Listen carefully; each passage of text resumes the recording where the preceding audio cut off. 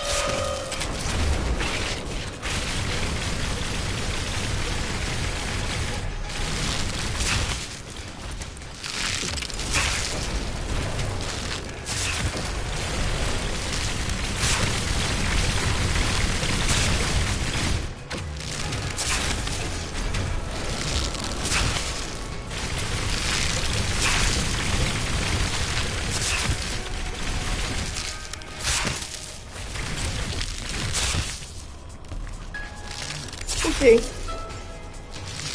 We got my little radiant pillar out. Stay there, my queen. Oh, hang on, my settlement's still. Let me upgrade. Let's get some fireworks going at the same time. Yes. Oh, the randomness. Yeah, just upgrading our building while we have a file bleed queen. And we'll use our ship here to. Oh yeah, this will be easy. Oh, it won't let me take off. Oh, hang on. I'm done. Okay, let's just get rid of it.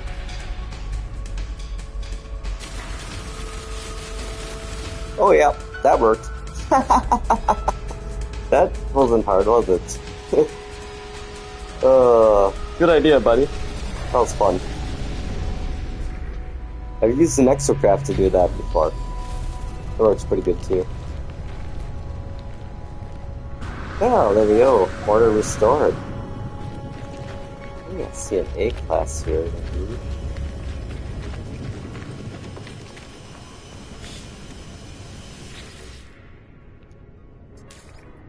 Oh, hang on.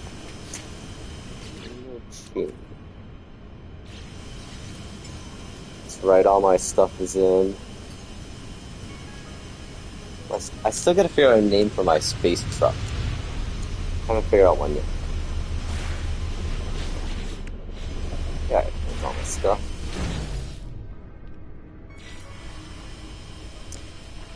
Alright.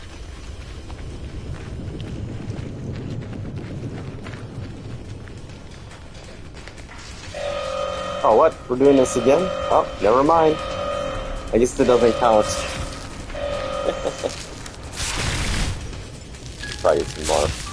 Because I'm gonna just go straight for the kill.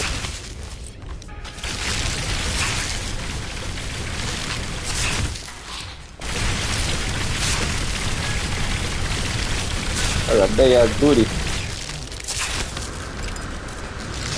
What I really do is just stand on the buildings and really not to worry about too much of anything.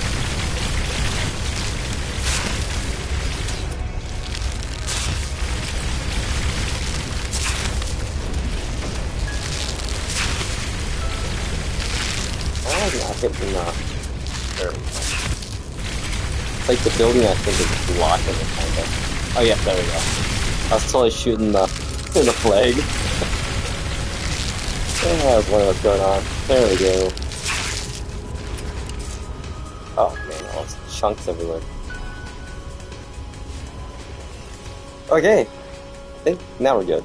So yeah, you can do it with the ship, but it doesn't count, I guess, so. Look at that, more fireworks. Good stuff, good stuff. Okay, where's my... There it is. I swear I get lost inside this thing every time. 2 circles to get out.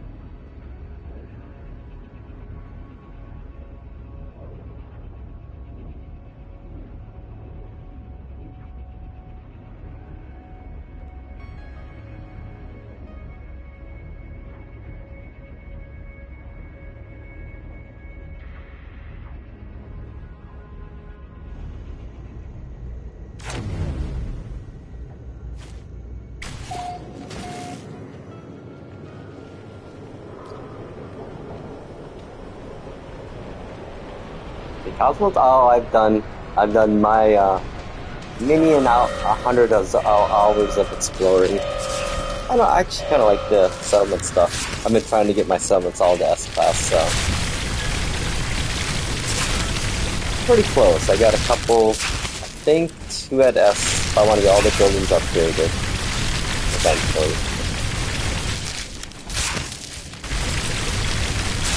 Yeah, usually I kind of mix it up every week or so that I do, or day, depending on what I'm doing. I usually end up going back and baking like goose pies. Or base building. I think the problem right now, base building is like, I'm getting close to my total base part limits, I think. So I have to like, get rid of bases to make new ones, and that sucks. Oh hey, S-Class. The club's upgraded.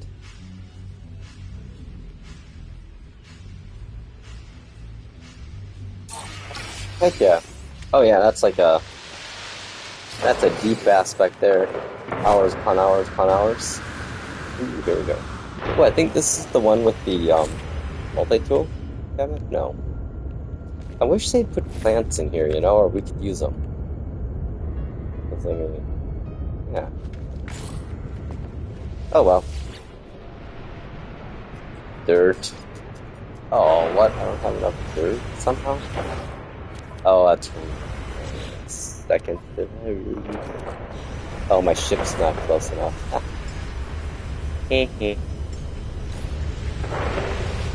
I'm lazy. Alright, where? There it is.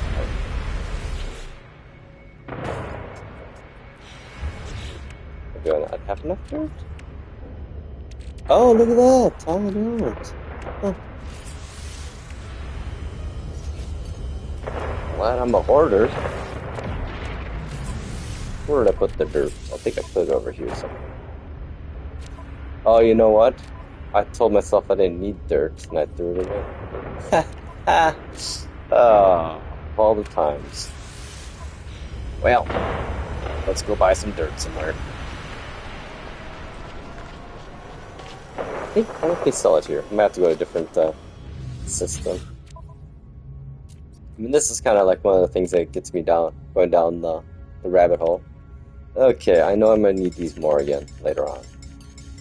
I remember using these recently.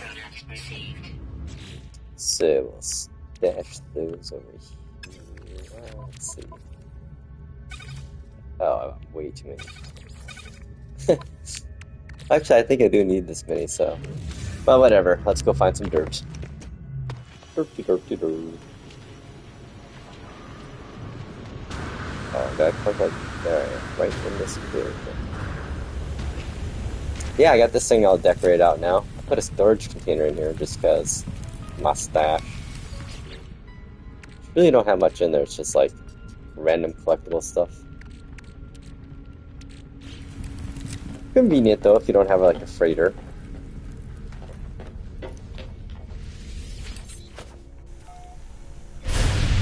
Okay, I think we need to go to like some kind of like plant kind of system. Let's see if we can find one.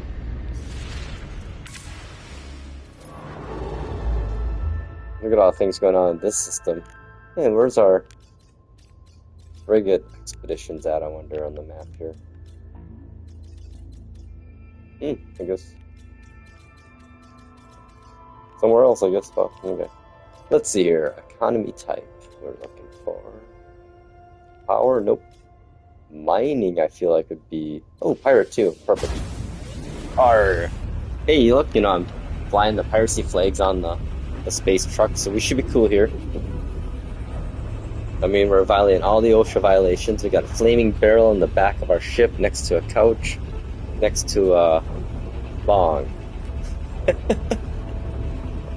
Yeah. Oh, No Man's Sky.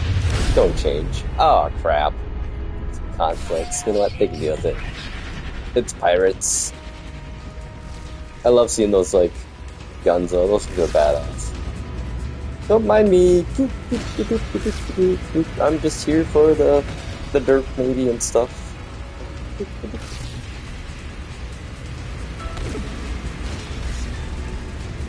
I mean, we're in a pirate system, so it's kind of like a pirate on pirate,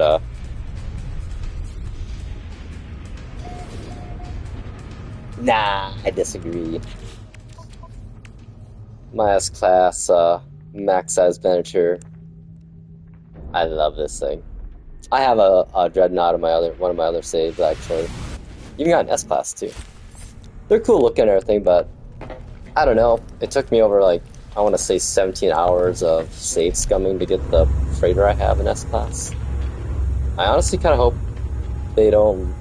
No, I hope in a way that Hell Games doesn't let us upgrade our freighter class, so that makes freighter hunting, like, you know, rewarding. Or as rare as it is.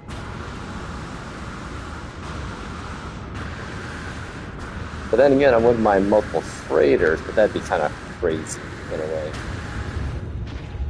I think for a lot of things to happen that I want to happen, they would have to discontinue support for the older systems because it would probably break the systems. Like Switches and PS4s and, you know, the Xbox One S and X. Okay, I'm looking for dirt. I don't know why I came here, really.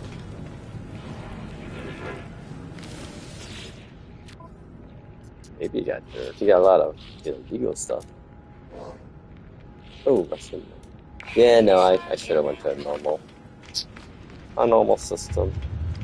Well, we'll go on. Go find a trading post. Yeah, they don't give you teleporters in Outlaw stations. So when you get put at the very beginning frontier, that's a hell of a walk to get up to everything else. But the good thing is, you can do melee boosting from your ship.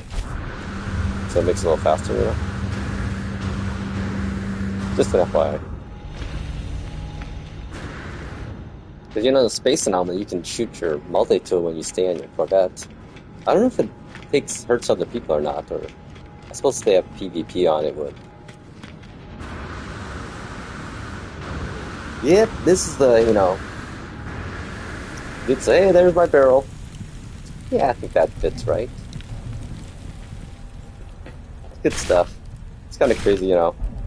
I like mining asteroids in space nowadays when I get bored. It's kind of fun.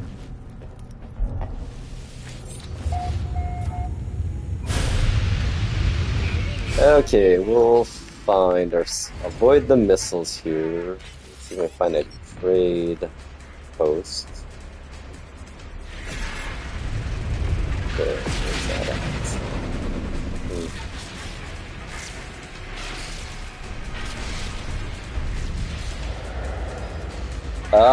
On the PS5 save right now, I have 1,100 hours. But on this save itself, I think I have like, I want to say 1,700 hours or so. I'd say total in game, probably about 3,000 hours or so. I mean, I've been playing since day one, so I've played a lot. Yeah, jeez. I've played this game longer than some people are alive, I think, at times. Like, I feel like there's a couple people that, my neighbors that might be not even like 10 years old, I'm like, ooh, I've been playing this game longer, you've been alive. Okay, Hey, good. Oh, they just. I'm really not in the mood to fight right now, so. Oh, I didn't fix that, did I?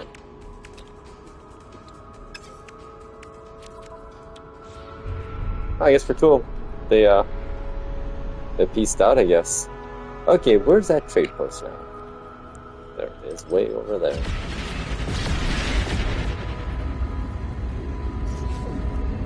Oh, not enough time to get up really do anything. Oh man, it's like raining right now here in Minnesota. It's gonna turn to like snow soon. It's gonna be like kind of wild outside. Okay, let's see. We need to buy some dirt.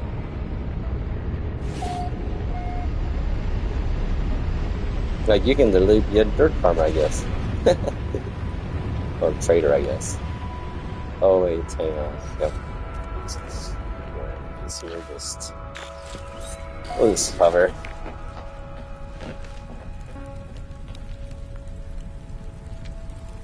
What? You've never seen snow? Oh my goodness.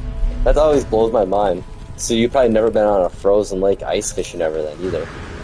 That always blows people's mind that's never been in like cold weather. It's like, yeah, our lakes, we wait till they freeze over, then we go on them and drill holes in them and fish. I'm not a big fan of it. But most of my friends that do that, they have like fancy fish houses that are like basically like little man caves with TVs, fridges, and heaters. Basically what they do is they just go there to drink and watch TV and I think get away from their family at times. Oh, well, that's disappointing. Buy some nip buds. Oh yeah, let's see. Oh, hang on, let's talk to these guys. They probably sell some dirt maybe.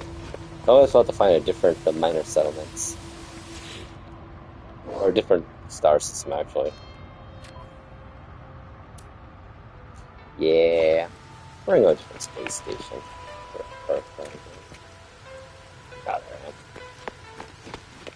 Yeah, dirt. Yeah, it's like a certain type of system. I thought it would be this system if it wasn't a pirate. Or the downfall of the pirate is that dirt. I don't think there's any dirt in this. Oh, maybe, but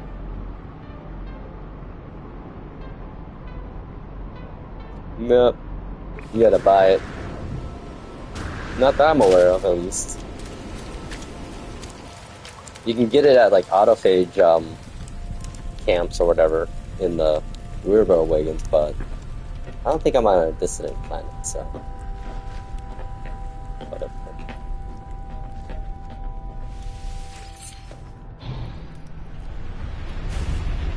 Yeah, so I'm looking for is this stuff. The trading stuff. Manufacturing economies. Oh, well, there we go. Told me when I looked at it. Okay, manufacturing system. Oh, hey, there we go. There's my frigate expeditions. It's kind of fun. You can go to them where they are, and sometimes they'll ask you for help. Mining. We need manufacturing, don't we? Power generation. Let's pirate again. Are these not pirates?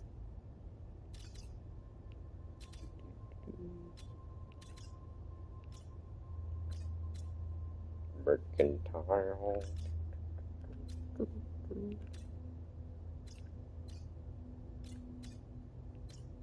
There we go, manufacturing. Lawless. Some red ones? Red stars? I haven't been to red. I guess we go check out some exploring here a bit. I've explored many a days. But every once in a while, I always usually try to go through the center of the galaxy after every update to see if they change anything ever, and they haven't. I think I ran out. I was adding like galaxies to my base list, but then I realized there's too many galaxies. Okay, let's see. We're going to space station.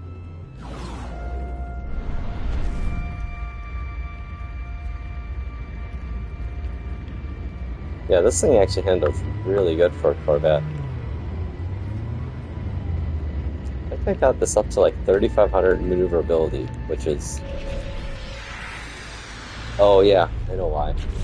This thing had like an L-shaped supercharged slot area. So I just threw all my best maneuverability.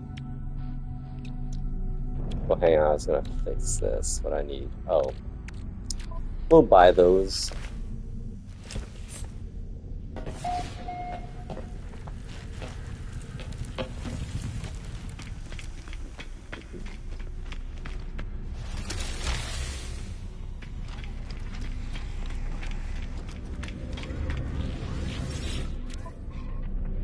I'll have to talk to some traders, I guess. No dirt. Wah, wah, wah. Yeah, let me while we're here, see what guild we have. Ooh, is it explorers? I think I'll get a... Oh, non-detector. Well, I can give that away.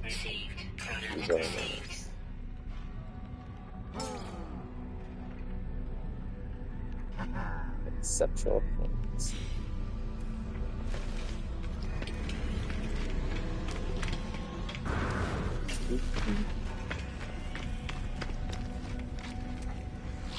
Come on, traffic. Where's the locals at? Lawless. So Everyone's afraid. It's lawless here. Nope, never mind. There they are, right as I go for my ship.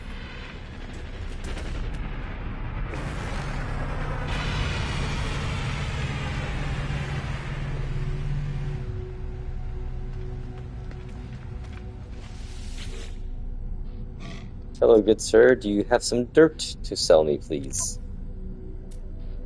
Nope. Thank you.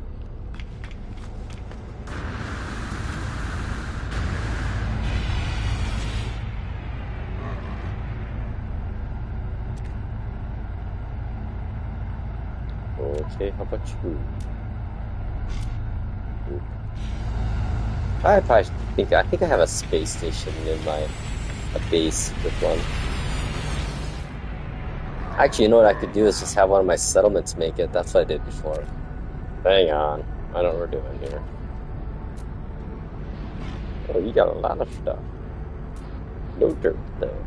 Oh, I do need a piece. Oh, nice. Oh my gosh, yeah, I had too many animals for a while. I found out you can only have, like, I think a limit of 12 eggs total in storage. And then after that, it won't let you get more eggs. Actually, I think someone gave me an egg. Yeah. I'm gonna go see what this is. Oh, I guess. Oh, I'm full. It's big gonna be a full. Let's see. Yeah, I got all the expedition companions too. Quad dog. I like this one. This is a pretty cool little guy. And of course, my Pumbaa, one of my favorite companions. Yeah, good stuff. Okay, well. Oh, hey, this looks like you might have a lot of stuff. It's a cool hauler. Valerie, look at that color too, man. That's actually. I've never seen that color ship before. Okay, I give up. We're just gonna make our settlements do it. I guess this is the nice thing about settlements. I can't remember which one it is, but one of them will let me produce dirt at them. And I guess I could just have another building upgrade too. No, funny thing is, I forgot which settlement it was I was at. Oh, that's one thing about No Man's Sky. You start going after, falling down one thing, then you're like, oh, I gotta do this to do that. Then like, wait, what was I doing again? Oh well, next time I play, I'll finish that. Or something, or so it goes. I guess that's my gameplay loop. Start one thing, and that leads to another, which, you know, that's a pretty good gameplay loop, really. For a sandbox game, you know. Okay, well, we're back here.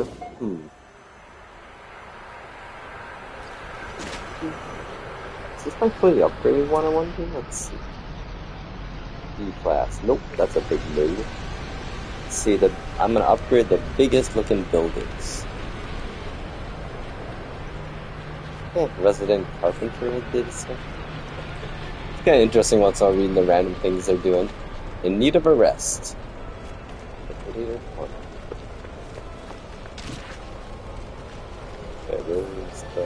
There it is. Oh yeah, let's see here. Seats class. Oh wow, there's a lot of buildings here. I think this is the last settlement I got. Okay, let's do some of this. We're here. Oh, yeah, turrets? Yeah. We can make dirt. Oh, there we go. It takes a day. Well, you know, I'm gonna keep the portable reactor going. I have way too much of this. Alright.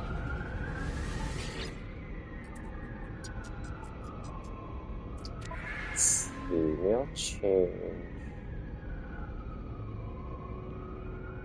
this one too. No. There we go. Oh wait, that's right. Certain, it's only, you know, that's specific to the race or the species of the settlement you have. So, I guess Gek can only do the dirt. Well, there we go. We had dirt being made. Oh wait, we got to do this thing. Boop boop! We're making dirt! Look at me, I'm a dirt farmer! Okay, ban late night rituals or do not ban? Let's see. Late night rituals. I'm sorry. Let them have their rituals, yo. It's gonna cost us productivity, but hey. Yep. Hello. Okay, what was on the agenda tonight?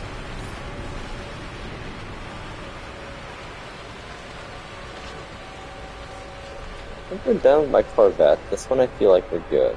I'll put that new piece on now to make it a little more rugged looking or something.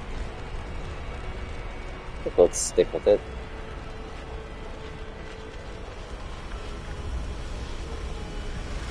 I need to upgrading buildings.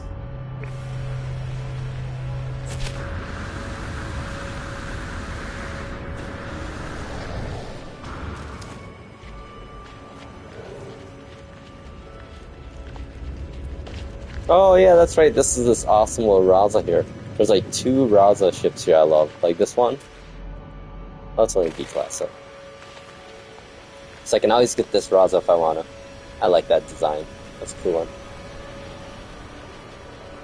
I think there's a... It looks like a McDonald's like branded hauler almost, or fighter. Hang on, let me check here now. Watch them sell dirt here. Okay. I've already checked this one.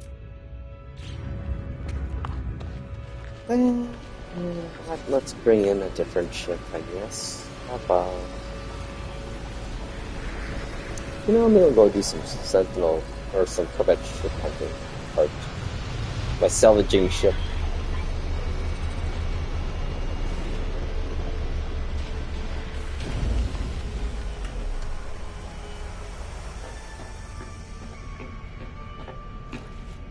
I kind of like small Corvettes, they're fun. Like, this is my I like this one here. It feels like a little Sentinel version one. You know, it handles like a brick, though. Oh, I haven't done anything with the optimize what? Or maybe? Yeah, what is this doing here? Oh, yeah. I think I did some modifying it so it messed up my slots. Okay, that's like a dumb place to put that. Okay, I guess I'm gonna do this maybe. Kinda.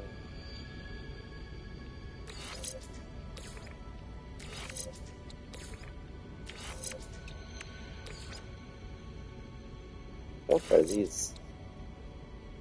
189. We're gonna actually do. Yeah, of all the ships, I should make this really maneuverable. Okay, let's slide everything.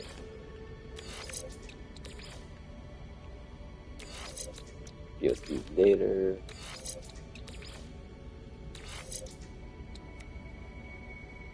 Okay, hyperdrive, we'll keep that one there.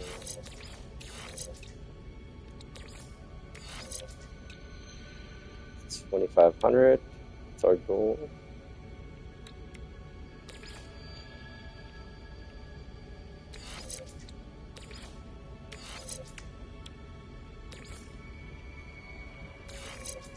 Oh, I put them in the wrong spot. Oh, hey, let's just get the stuff out of the way. Okay, we need to connect something there, probably.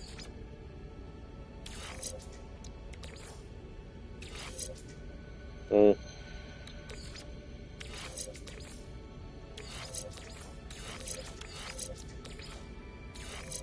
that's like worse.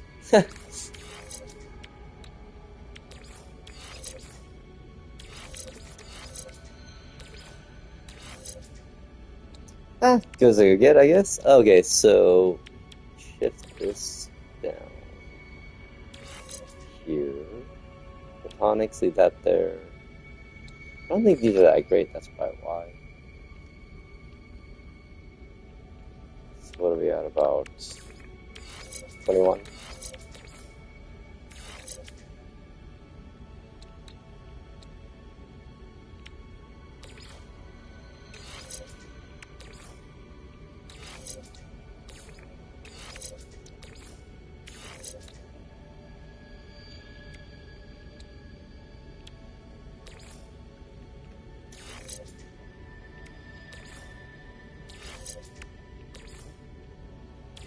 Oh, there we go. That's a good bet. Much. I feel like it should be more though. Let's do 26 rounds.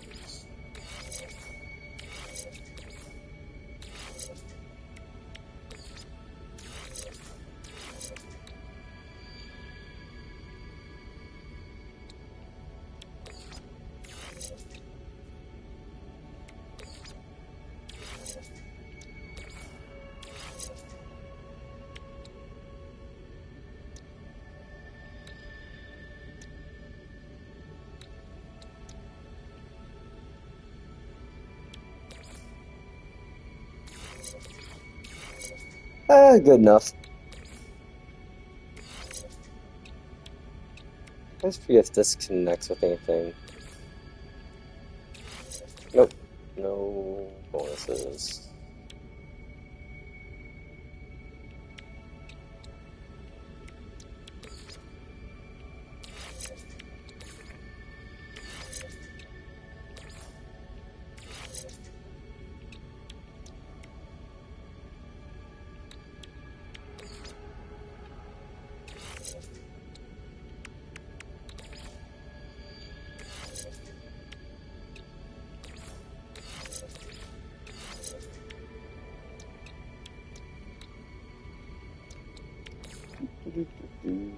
Moving things around. Okay, we'll add.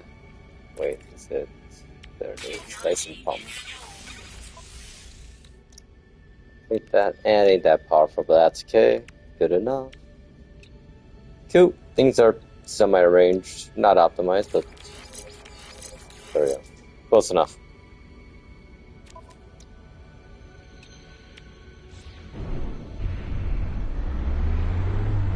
Oh yeah, that feels a little better. Ha! What were we doing again? Oh, looking for dirt. Nope, we already did that. Or vet hunting, I think. Yeah. Hmm.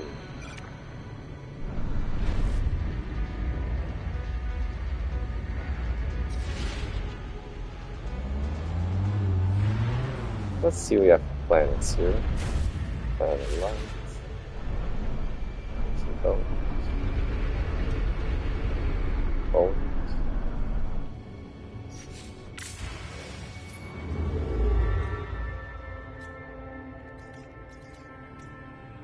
Oh, look at that. Is that two? Oh, that'd been crazy. Two gas giants. Let's try to find like a giant something. It's not a gas giant. Like a giant paradise. Oh, that's so hard to find.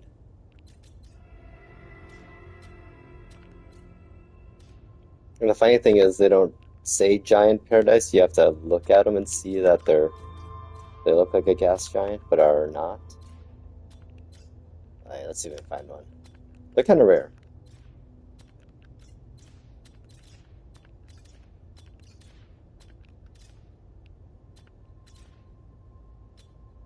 Ooh. Is it? Wait, does this have like one planet only? Dude, we're going here.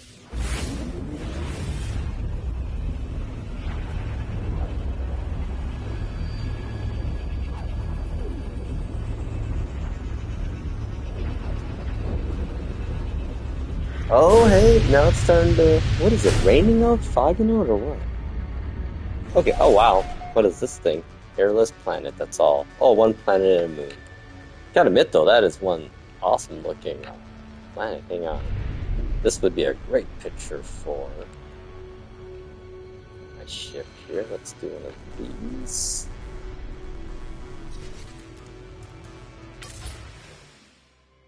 And then we'll do one of these. Oh yeah.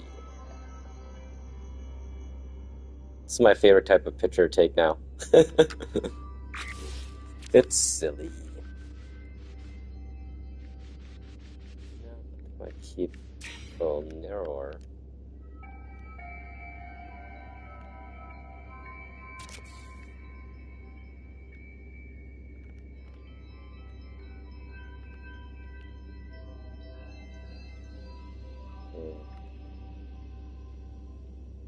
It's almost too bright, so let's see.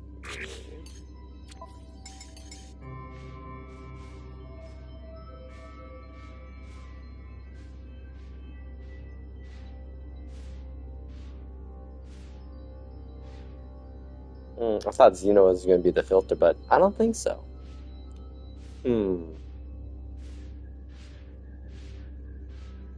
Oh yeah, no. And we're back to default. Oh yeah, default. There we go. I just love how all the engines, jets on this thing, the thrusters. I think what was that 1, 2, 4, 6, 8. It was like 12. Hell yeah. Okay, what were we doing? Yes, we were looking for Corvette part ships. While also kind of looking for a like giant paradise type of planet or system. Which I think are abandoned systems, I want to say. Like our chances are like the reds, like Julian was talking about. They're the gas giants.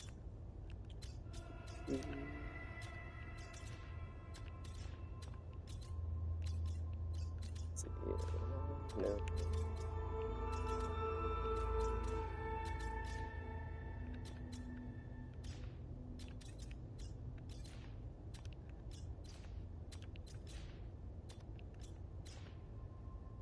Dissident.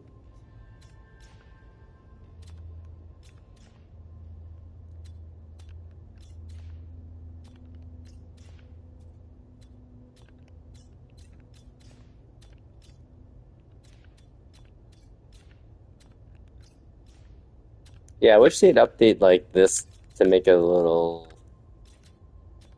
easier. I don't know, like at least fix the when you mark something within your hyperdrive range that let the line go to it actually.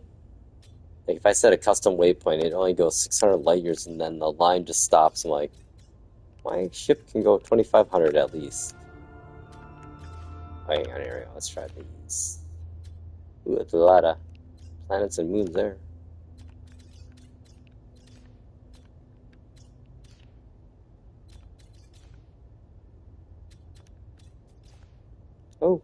Oh, gas giant. Another gas giant.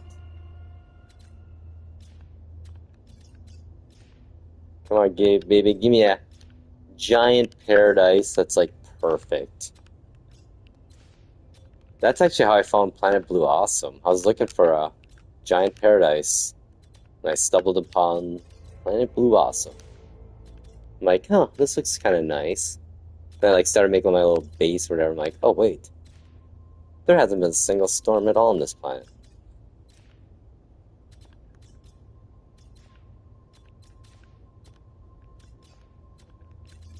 Yeah, I honestly think giant, non-gas giant planet systems are probably the rarest in the game.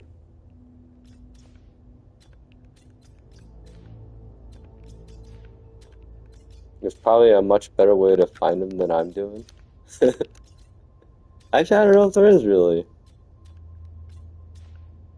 Because, you know, they're basically just like any other, like a giant paradise systems are just a huge giant paradise planet. But the system itself won't tell you that it's a giant until you get there.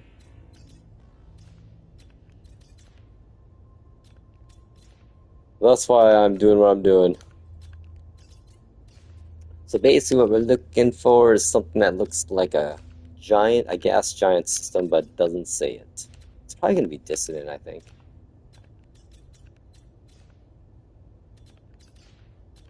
Oh wait. Oh, as you can see, yeah, it'd be a gas giant. Look like this, but say like I'd be a normal system. What up, Timo? I'm just trying to find a giant, non-gas giant system. Okay, let's just actually kind of focus on the red.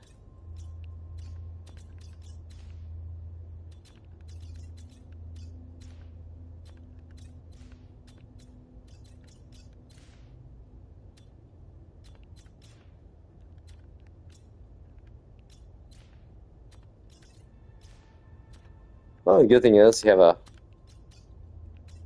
good range on our hyperdrive, so we can just keep looking all over. Come on, big money. Okay, red. Actually, let's filter by life form type. I think we want abandoned. I guess that could be anything. Well, let's see. I think red is like what, Viking? Yeah. No, I got gas plants. I just am looking for a yeah, non-gas planet giant system, which are basically, like giant paradises or giant ice planets or water planets systems. Definitely on the hard side to find. I feel like the last one I found was in a red system.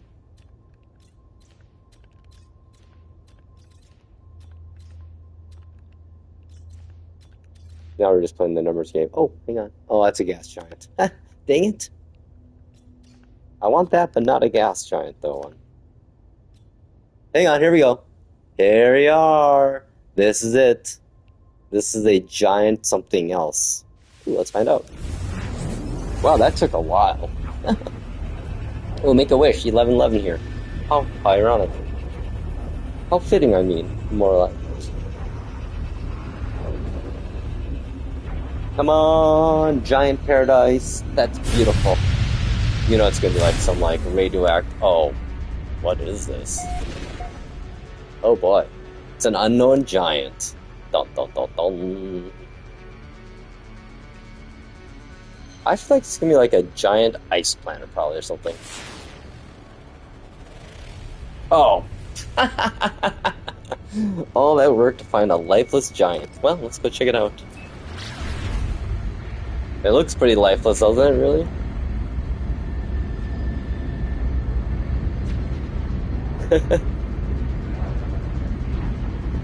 Oh, from the you could see by like how it's in orbit around the sun, but then around it has like multiple orbits, so it's basically like a gas giant.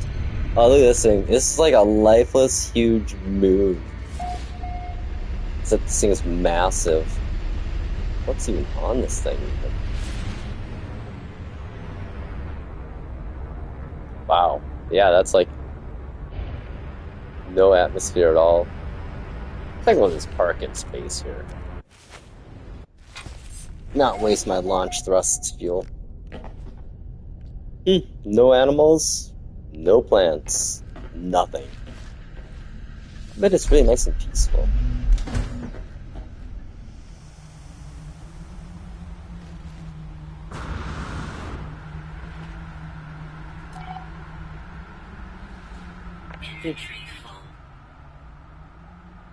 Oh, the expedition I sent. Hey, they made it back. That's a good sign. Man, back in the old days, they used to always die.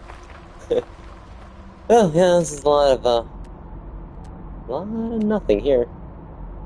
Any resources? Salt. Kind of feels fitting in a way. Well, that was really disappointing. I found a giant, lifeless planet system. Awesome.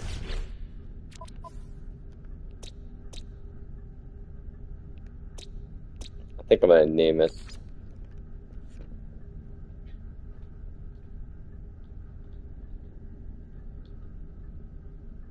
Nothing.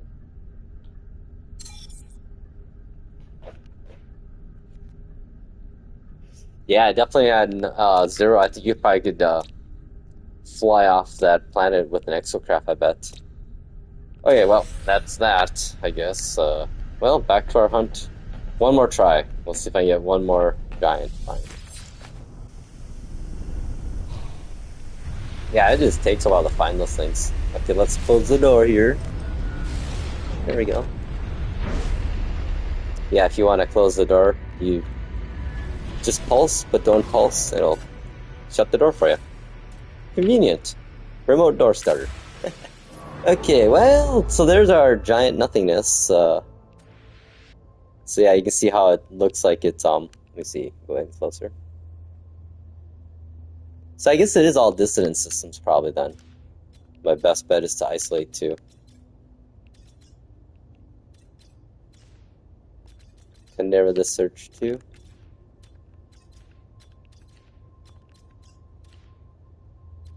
Yeah, see how, that crazy orbit it was? Like, these are normal ones, you know? So yeah, I just kind of just hop around, played the numbers game, hopefully. And not miss it.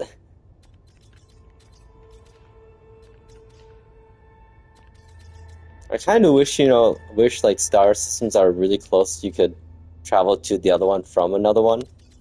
But that'd be like asking too much of the engine. That's like deceiving, like, oh, hey, nope, just has 2 moons.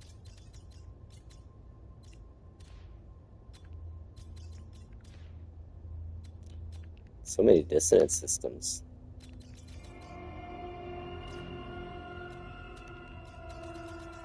I'm gonna go over here. Oh, yeah.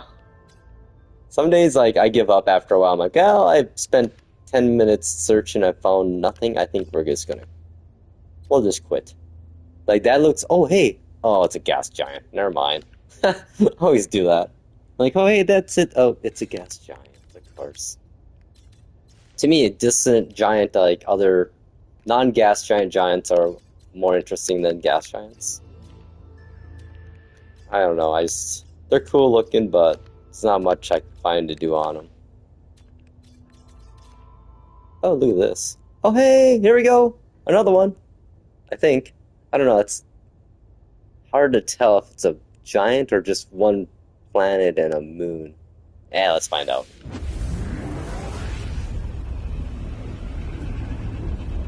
I think I go buy some X-Class blueprints. It's a pirate system. Arr. Ooh, I forgot to bring my other Corvette with the piracy plagues. Oh yeah, nope, this is just a planet and... Oh, no, it's a giant. Oh, hey! Oh my god, a grassy giant. I don't think so. Hey, let's see what this is like. This might actually be... Hang on. Let's prove a theory of mine again. So, my theory these days, I think I've proven it a few times, that what you see from the planet on the outside now reflects what you see when you land. So, like that patch there where Bullseye's at, that should be water. So when I go, this should be water around where I land. So it used to be not true where the outside would, from space to planet, wouldn't resemble what it was when you landed. Oh, that looks like a lot of water. Isn't that crazy? Like, they got it, they finally, I think... Oh, maybe not. I lied. Oh, yeah, yep, nope, there we go. See? Which is cool, I mean, that's just... Oh, this is a... Dude! I might have found my... Oh! Oh, wow. What is up here? This looks like a nice little place to check out. Oh, dude! Let's see what the weather's like now. Okay, I'm gonna land.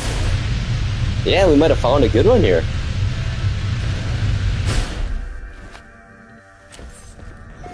Wall of flames or something. Oh, sweltering damp. Florida. Louisiana, more like. New Orleans, oh man. Oh. This is nice. Oh yeah.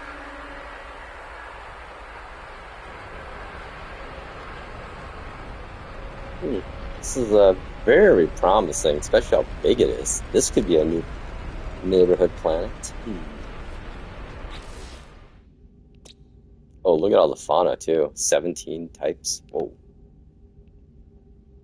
Let's see. One planet, one moon. It's a pirate system.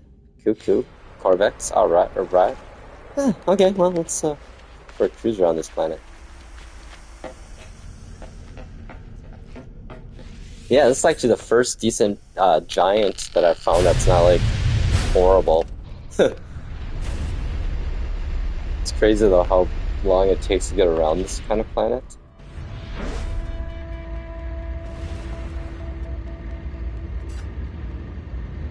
And we're in the atmosphere, I think, aren't we?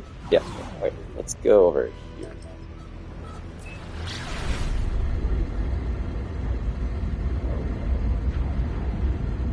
So where's the moon at? Space station. Oh, follow the trade route. It's funny, that's how we used to find trade outposts, was follow these trade routes. Oh my god, I agree, dude. Tim, my man, I agree. I love the fact that you have to literally go around a planet to find, like, the moons or other planets in the system. It's like, oh, hey, there's a planet and a moon hiding behind that other planet. I think the moon's actually on the other side of this. I could set my navigation back.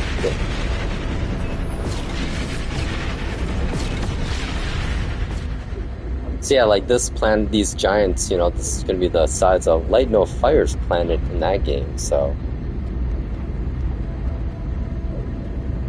Man, that's some intense pulsing there. Oh, there it is! Wow, that's a long ways away. Well, might as well get up and stretch my legs while we're at it, and you know what? Let's go sit on the couch outside. Oh, wait, hang on.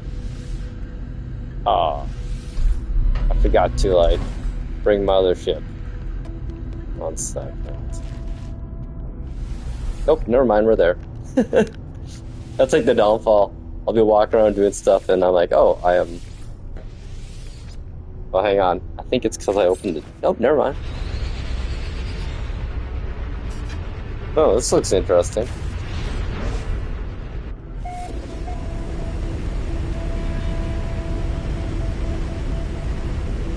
It almost looks like the word Tokyo, the name. Oh, it's got the filter.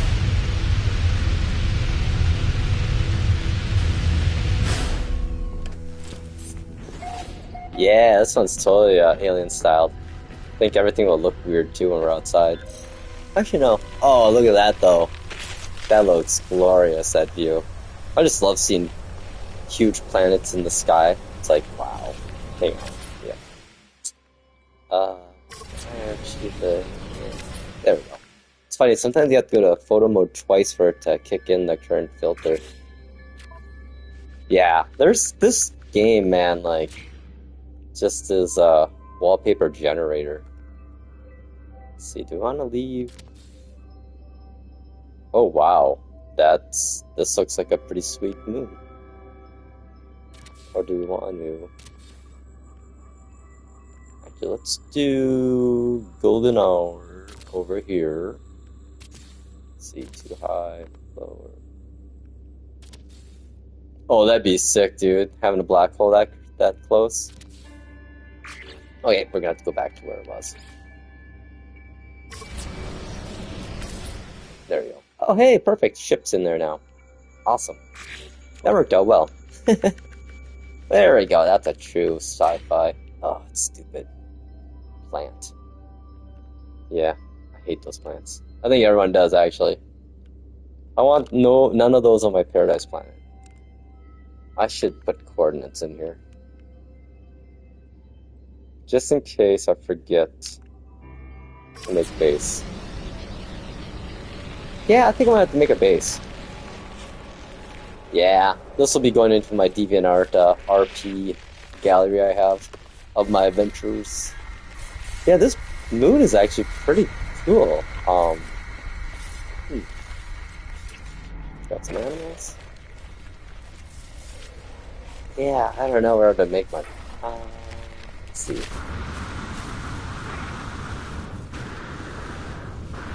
Pretty wicked looking rocks. Oh no, I forgot to put my grease pies in. It's so spoiled with the jetpack boost. There we go. That's why I'm a baker. Let charge up here.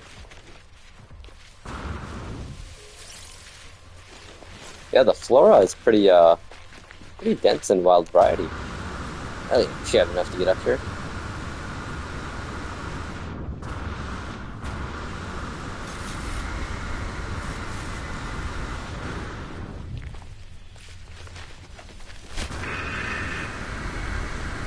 I always like to find my Lion King spot. Yeah, this is a pretty wild one. I don't know if you've seen the floating island ones yet. Oh, dude, look at this. Wow.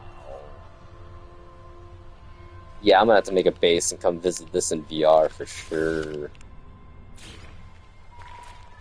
We'll just put this here. I'm not gonna do anything with it yet, but grassy giant planet? Heck yeah.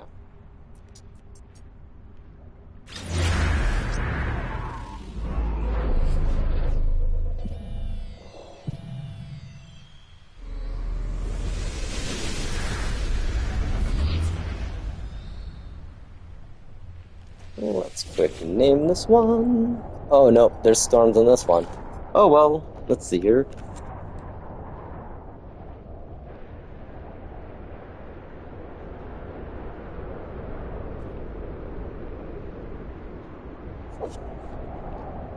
Base the building? Should I build something, I wonder? I think I will, probably.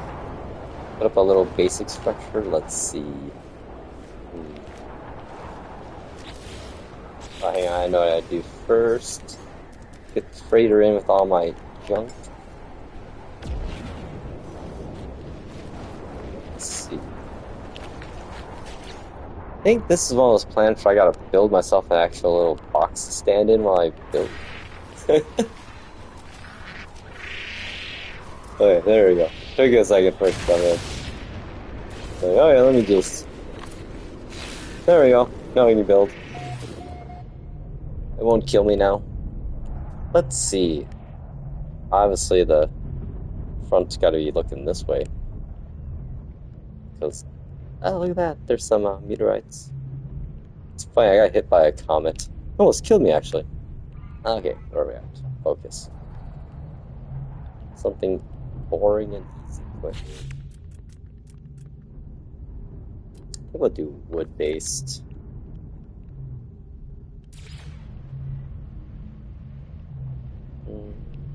This is going to come back no matter what. Oh, there's a nasty one of those. Let's go right here.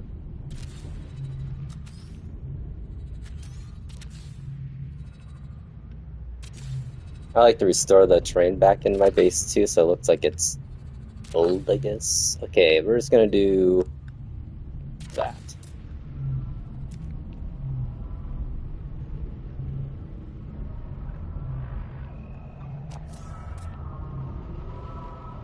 Let's put you right here for now. Oh no, it's crooked. Oh no, forever gonna be crooked.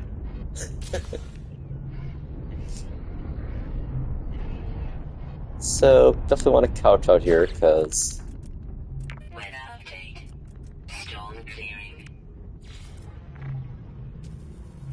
Oh, look at that thing. Yep, we're definitely gonna put some walls up, I think, too.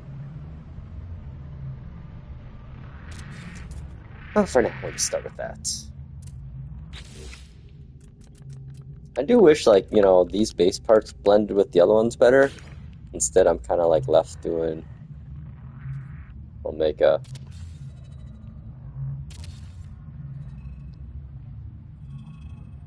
Oh, really? Oh, yeah, there's a lot of stuff. Oh, my gosh. So, have you seen Corvette stuff yet, dude? That's, like... Corvette shipbuilding's, like, pretty crazy awesome. Yeah, this is, like, old school stuff, like, from the back in the day. Just some basic building.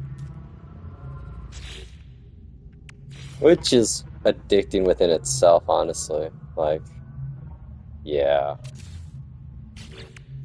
Way too many hours spent base building. Okay, let's hide the power. Oh, dude, you gotta check out the I'll go up and do some Corvette building. Show you that. That's cool stuff, man. I'm gonna put my power down underneath here. If it lets me.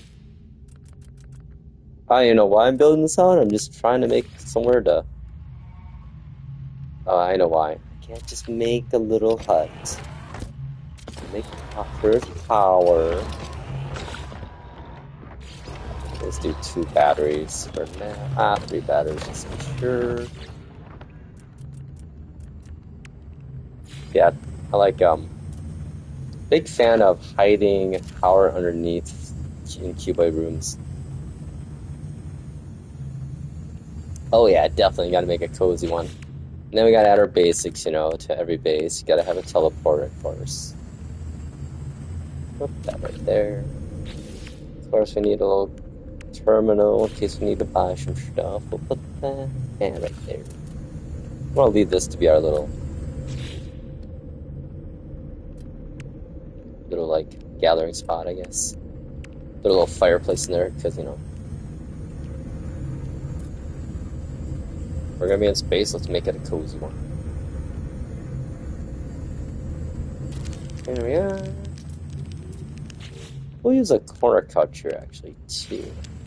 Going downfall at this couch, I think it's bugged right now where when you sit in it, the camera goes crazy. Ooh, that fireplace is a little close.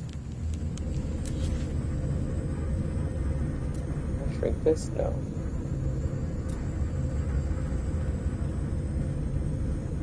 Oh my god, I spend way too much time trying to line things up.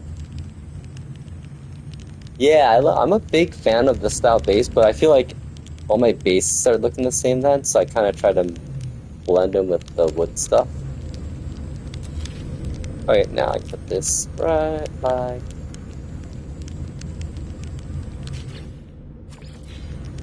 like that. Oh, something messing with me? I'm in a box. I could probably go to my base now, I suppose, huh? Oh yeah, I love the parts they got. There we go, got a little beginnings of a nice little cozy base. Let's see here, we'll fix up the outside a little too for fun.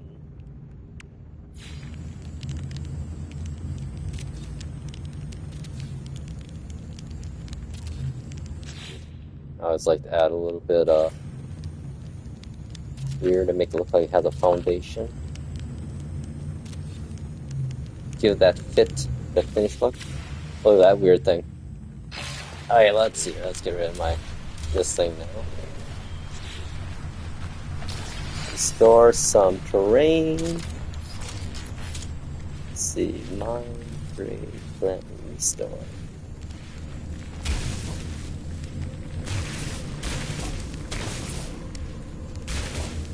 Up to, just up to it.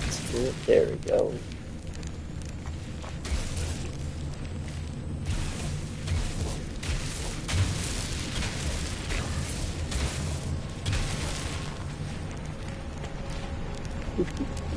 Oh, put it over here too. Oh, you're scary looking. Oh, you know, I should probably just put the stairs there. Yeah, it's a nice view. I should move this out because I'm not going to look behind. We'll do one of these.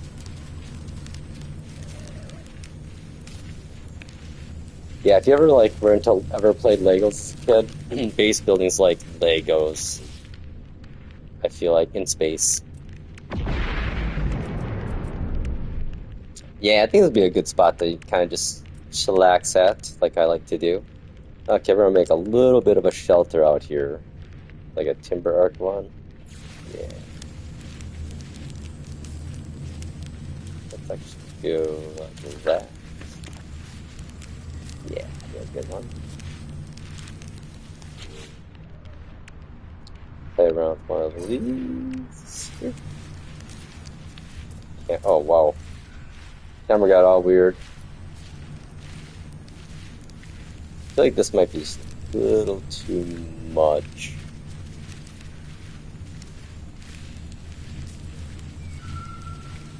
Oh yeah, I used the burning barrel as my campfire actually.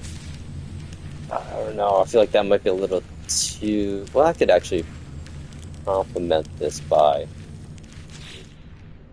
having a similar architecture over here.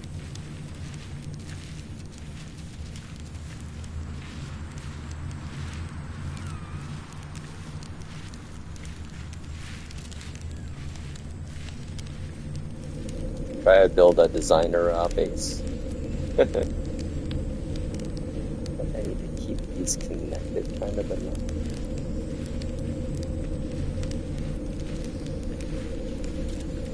It might look really bad. You know, it kind of matches. Yeah, we'll go with it. Yeah, I don't really have a real campfire, but what I usually use for my campfires, camping sites is, burning barrel. Let's see, right in front. I suppose I could try to, like, make a campfire. Like, use one of these, and then, say I got the burning barrel. Ooh, I could probably try to put a plant on top of it. Let's see here.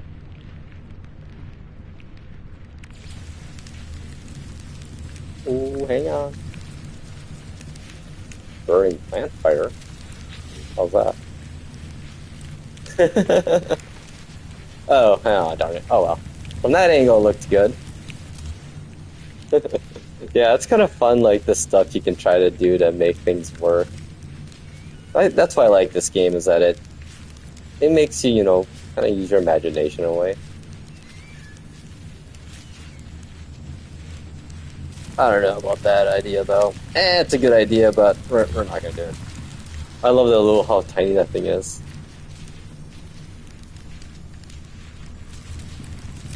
Oh, he looked kind of friendly, but scaring me. Oh yeah, there's like, you can do glitch building too, where you can make things that you can't resize tiny and stuff, which I haven't actually got into that, which everyone tells me I should. But I don't know. I feel like it's going to cause me cause me problems down the road. I think I need to just put stairs in here because it's always annoying. Oh, look at that thing. Some of the fun. There we go. Now I won't get frustrated trying to walk up this thing. Okay, we'll move. Oh, actually, put that in a pretty good spot.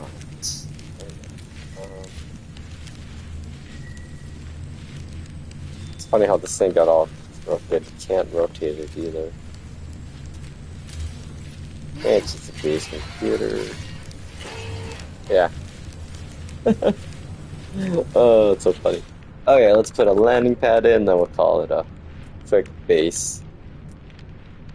We'll use the cheap one too. Let's see, where's a good spot? I think we'll put the landing pad. I don't want to keep it up connected.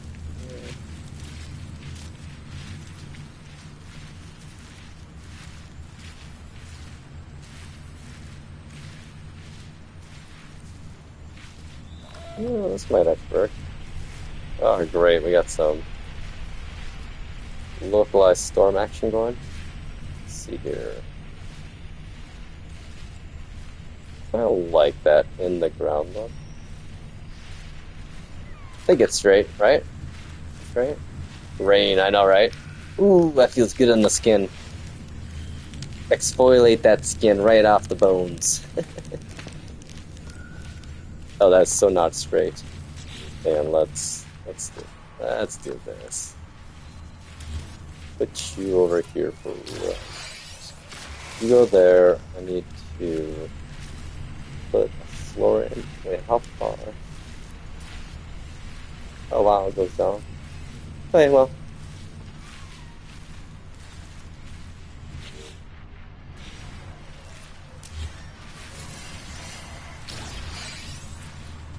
Okay, how can I line this up that way?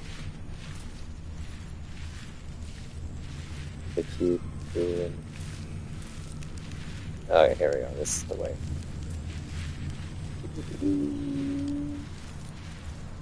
The stairs could make me, kind of throw me off.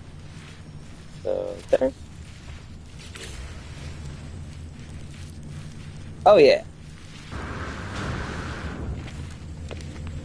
Oh, I should get my little ship in, too. Oh, yeah, the radiant pillar from the expedition. And it's glitched. Look at it. It's beautiful. It's white and green and yellow. It's like the color palette got inverted. It's just, I'm okay with that. Let's see how that goes. Voila! There's a little cozy base so we can go sit and look at our massive giant planet in the sky.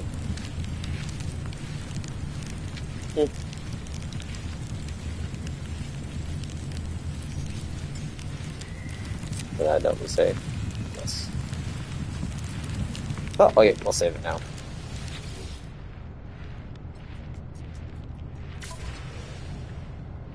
Let's see here. We'll get a picture of the base from behind. Then I'll know exactly where this is. I know, right? Like, oh, I love this place, and oh, wait. They are meat eaters. Carnivorous. So I'm gonna get the front of it.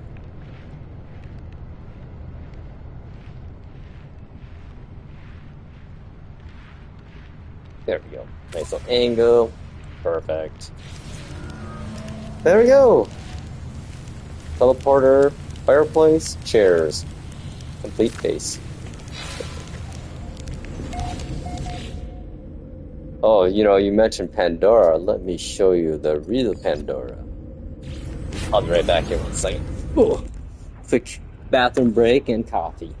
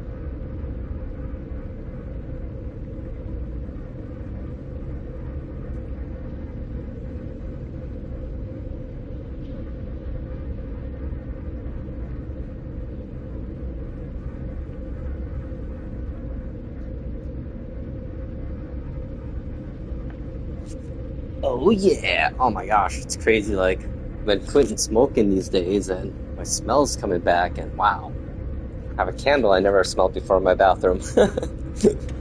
Okay, so yeah, this is like pretty slimmed down base. I like this base though. I spent a lot.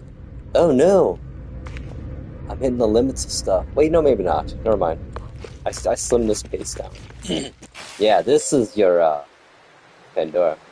Oh no, not sick. I'm just smelling candles. I'm quitting smoking cigarettes, so don't smoke, kids. Stupid idea. Super expensive too, and bad for you. But yeah, here you go. Here's your Pandora City for you. Yeah, I can't remember. When did they? This is Worlds Part 1. They introduced the floating island worlds. Oh yeah, speaking of camping, here's my little campsites I built. Use the Yoda huts. Oh, the train claimed my chairs and barrel. Oh well. I might clean this hut. I think I might have to get rid of this. I even made like a little canteen area and everything, but we're gonna get rid of some stuff. I have a lot of bases. Well, at least vaping's better than, I think, smoking like I'm doing. Still not ideal, you know, like you said, but hey, you know what? Try it's you know what? Like I say, I know people that were the healthiest people in life. There is like base parts. I think it's like 30,000 parts total throughout all your bases on your save. But I know I'm been getting close to it because I've been building some a little more elaborate ones these days. And this was actually a crazy base I had before. Like, let's see here. So let's see. So for example, like my landing pad out here, I had 6 landing pads that went all the way over here. And then I had, of course, camping here. Then I have my little personal big campsite up here I made. And then over here, down on this area, I had a big marketplace, which I don't have anymore. And then I built a bar down in the cave here too. Yeah, I was like totally into the base building on this area for a while. Like I built a bar back here, but I can't delete these parts anymore. But after an update, I just can't get to these parts anymore. So this will forever be here, which is kind of cool. But oh yeah, and then I had another secondary base actually down on the ground, which I'm gonna go down to now. So yeah, this is like one of my first real big elaborate bases I ever built. Little power station. This is our guest lodging building here. I had everything on like motion sensor lights too. Gotta save electricity, you know. Oh yeah, you should see some of the bases at Planet Blue Awesome. This guy that lives, one of my neighbors, Ren, and Nito and Maddie too. They build these crazy bases. So yeah, there's a crazy runaway mold deposit down there. And I had a base like right below here. And then I made this just to, woohoo! Take a leap for the mold! Yeah, it's like a crazy cluster. I want to say like, probably about 15 to 16.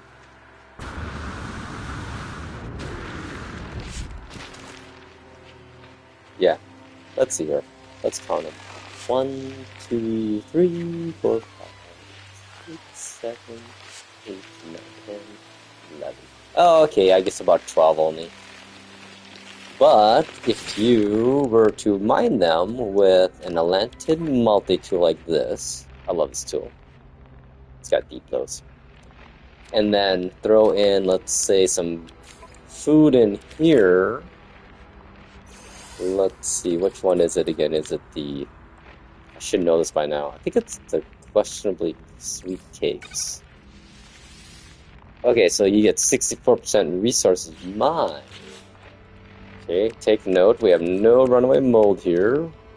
There's nothing behind my back. It's like a magician right now. Okay, let's mine some. I always like to get it heated up first too, like.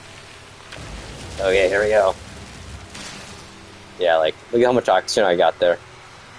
Crazy. Let me make sure they don't run away on me. Haha! True to their names. We'll probably end up with like 93,000 runaway mold from here.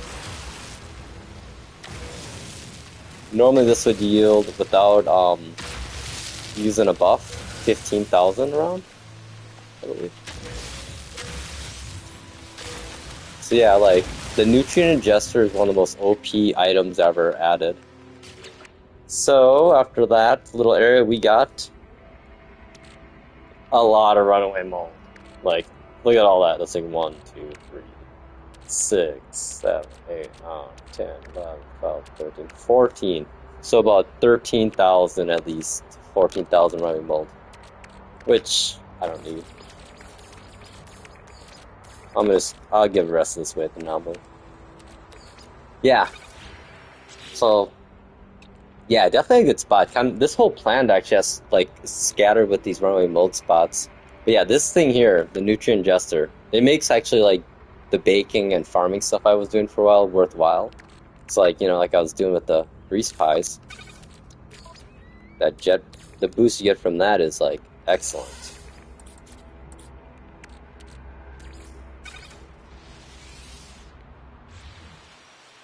You get kind of spoiled using it, so there you go, fun stuff, random things. Oh, this is I love this grass in this planet. It's just there's so much storms and the fog. Hey, there's my base.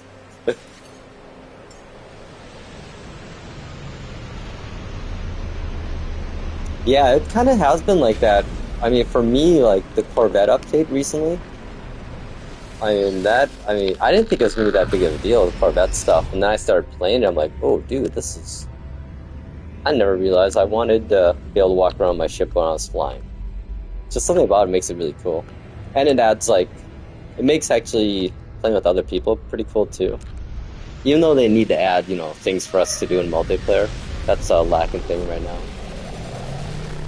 Okay, I'm gonna go clean up my campsite and get rid of that here. Reclaim some base parts. This was a fun base. It was a great first ever big base I made. Let me do. Oh wow, that build camera flies out these days. Wait, did I make these? Oh, I put trees in here, didn't I? Goodbye, Yoda Hut. You were fun. Yeah, I always build out my bases too, my little huts. Man, I really decorated this one. Oh, here's the bong.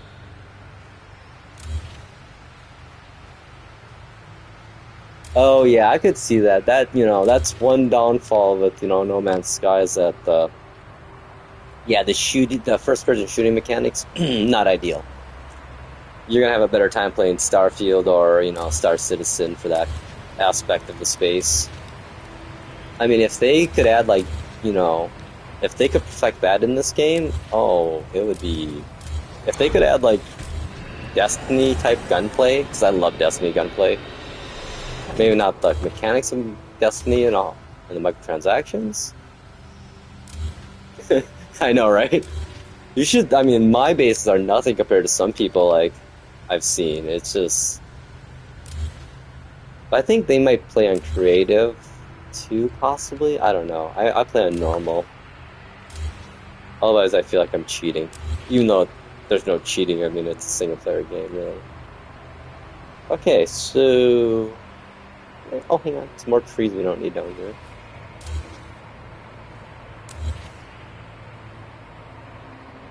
I'm gonna leave that here. Wow, I really went all out in this one. Forgot about that. Yeah, for a while I was making, like, hiding trash, like, ship parts around this thing just for...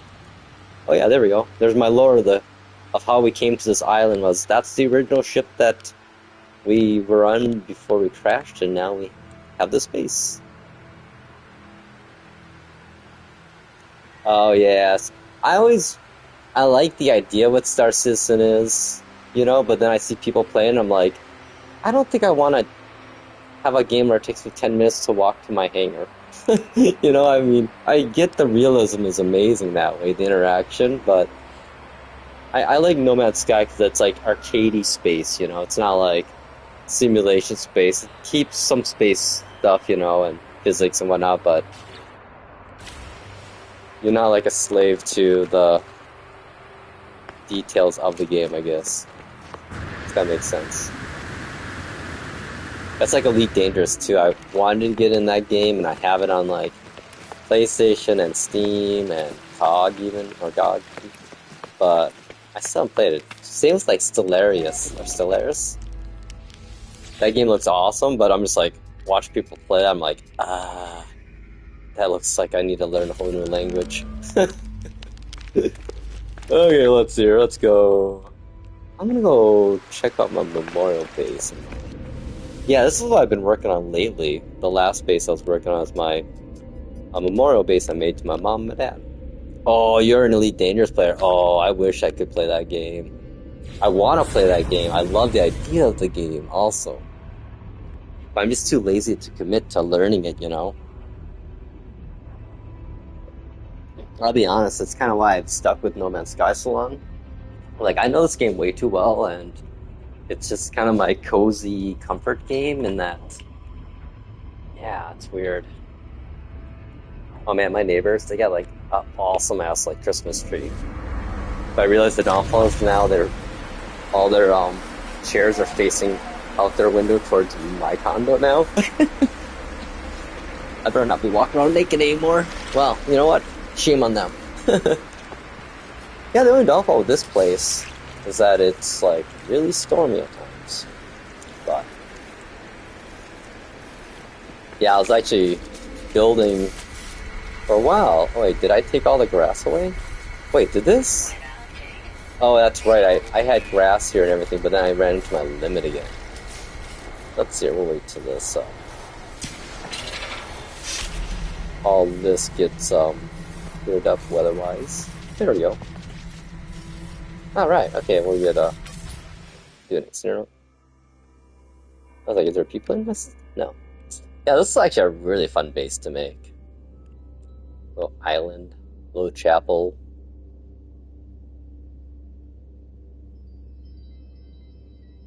Yeah, I'm not much of a reading guides guy. That's my problem.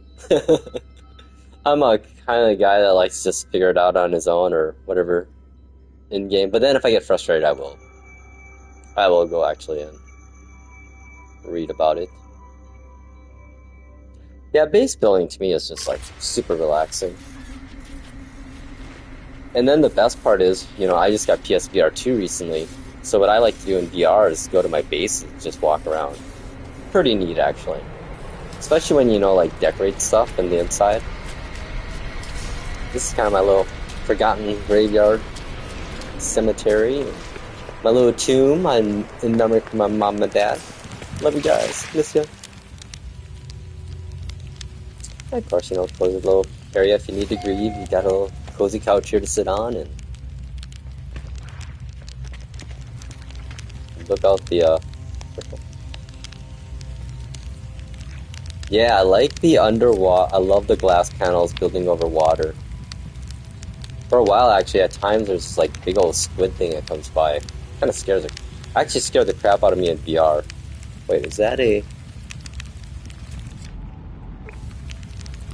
crab in a helmet? Hang on. I wanted one of those actually for a while. Or is that just a plant? Oh, never mind. It's just a plant. Oh no, it is. Look at that. Ah, yes, dude. Look at that. It's like a traveler helmet crab. Oh, I'm gonna add. Oh, I don't have enough spots, do I? Yeah, my register's full. Hang on. Yeah, I have way too many adopted animals. Which one don't I? Oh, I kind of don't like them. I'm sorry, little dude. Yeah, we're gonna have to let you go. Good luck, buddy, out there. Uh-oh, where'd he go? There he is. Okay, dude. Yeah. This is gonna be interesting. Oh, I'm just adopting this fauna right now. Oh, he's... Okay, hang on. I'll feed you, buddy. Chillax, dude. There we go. Gotta pet him a little. Nah, that is gonna scare the crap out of me in VR, seriously. Like, I realize I'm a coward in VR. Like, everything's so big. Okay, let's give him some weapons. Energy coil? Oh, dude, yes. The cool thing is, if I get attacked by, like, an aggressive fauna, he'll use his laser beams and stun him for me. Okay, let's color match your lasers with your helmet. Add a little pop to it here. I think white looks good. So we got one laser beam. What should we do on this side? Mechanical paw? That's kind of creepy, actually. How about... we'll do the energy coil. Yeah, VR is crazy. Like, the only downfall is, like, the controls in VR are totally different than controller. So... Actually, what is tomorrow? Well, depending on tomorrow, if it's not bad out, I'm going to go to my aunt's place for Christmas. But if it is bad out, I'm going to play some PSVR 2 in No Man's Sky. And probably get freaked out. Oh yeah, there we go. We got our... I don't know, though. I feel like maybe... I feel like I can't remember if these do. Oh wait, square lasers. Oh, dude, I didn't know I had these lasers. What, dude?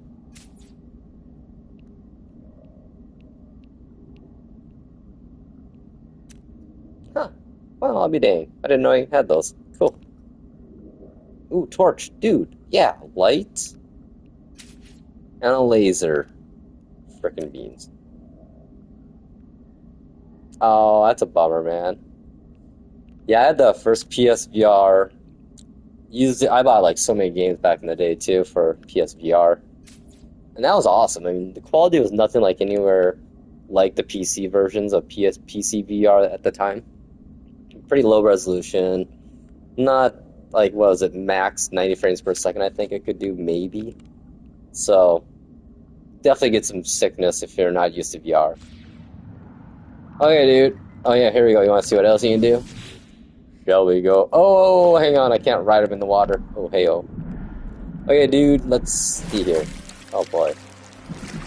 You gotta go with his... Oh, yeah. It's worth it. We're gonna go swim to the surface.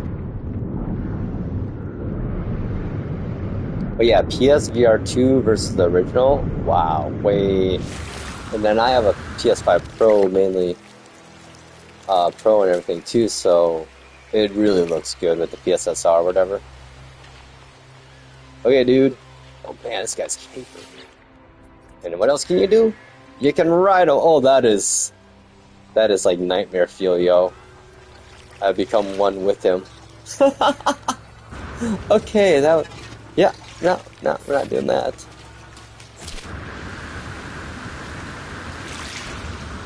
So yeah, had companions. Good stuff, huh? There we go. There's our view. They did. I mean, the problem though with VR still though, the biggest issue is the ergonomics and not being comfortable. Like it's still a big thing on strapped to the front of your face, you know. My belief is always VR will never succeed in its current form factor. My belief is that it's got to be we're a ways away for it, probably. But I think holographic overlay is the way we go. But that's probably like, at this rate, 10 years, 15 years, who knows. Oh, here we go. This looks really pretty now.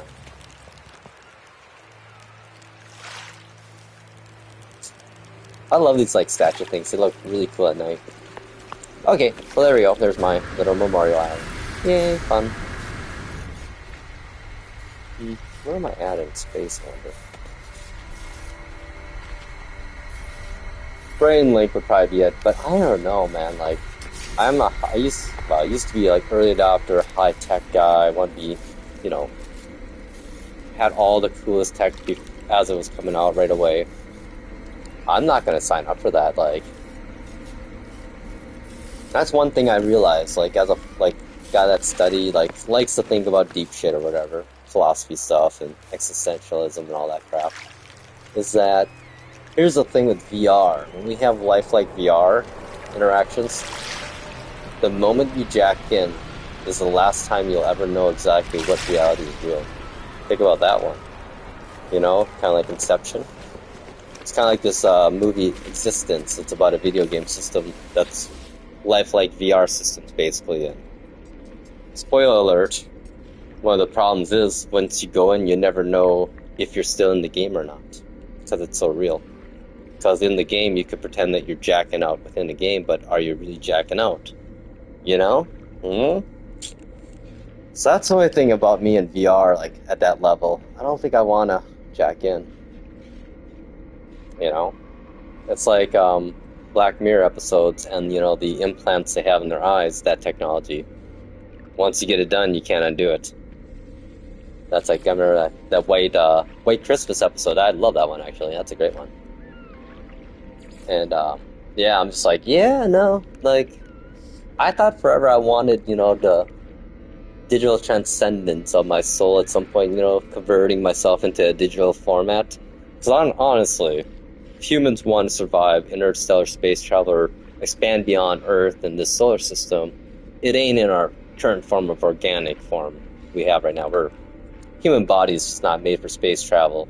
Radiation in space will just destroy us. And 0Gs destroy our DNA basically slowly. So, ideally it's transcendence, conversion to digital formats, and then basically becoming cybernetic beings, really. I mean, it's scary to think about, right? That the inevitable end game goal is for humans to kind of turn themselves into computers, really. And maybe that's why we can't find aliens, that they've already succeeded in that process and they exist on this different plane of digital existence, I guess. Who knows, right? I mean, for all we know, worlds that we think are dead nearby us are actually full of life. It's just that we can't see them because they're living their digital worlds in existence and are all ran by like one tiny nuclear reactor that's the size of a igloo box. Whew. I went out there.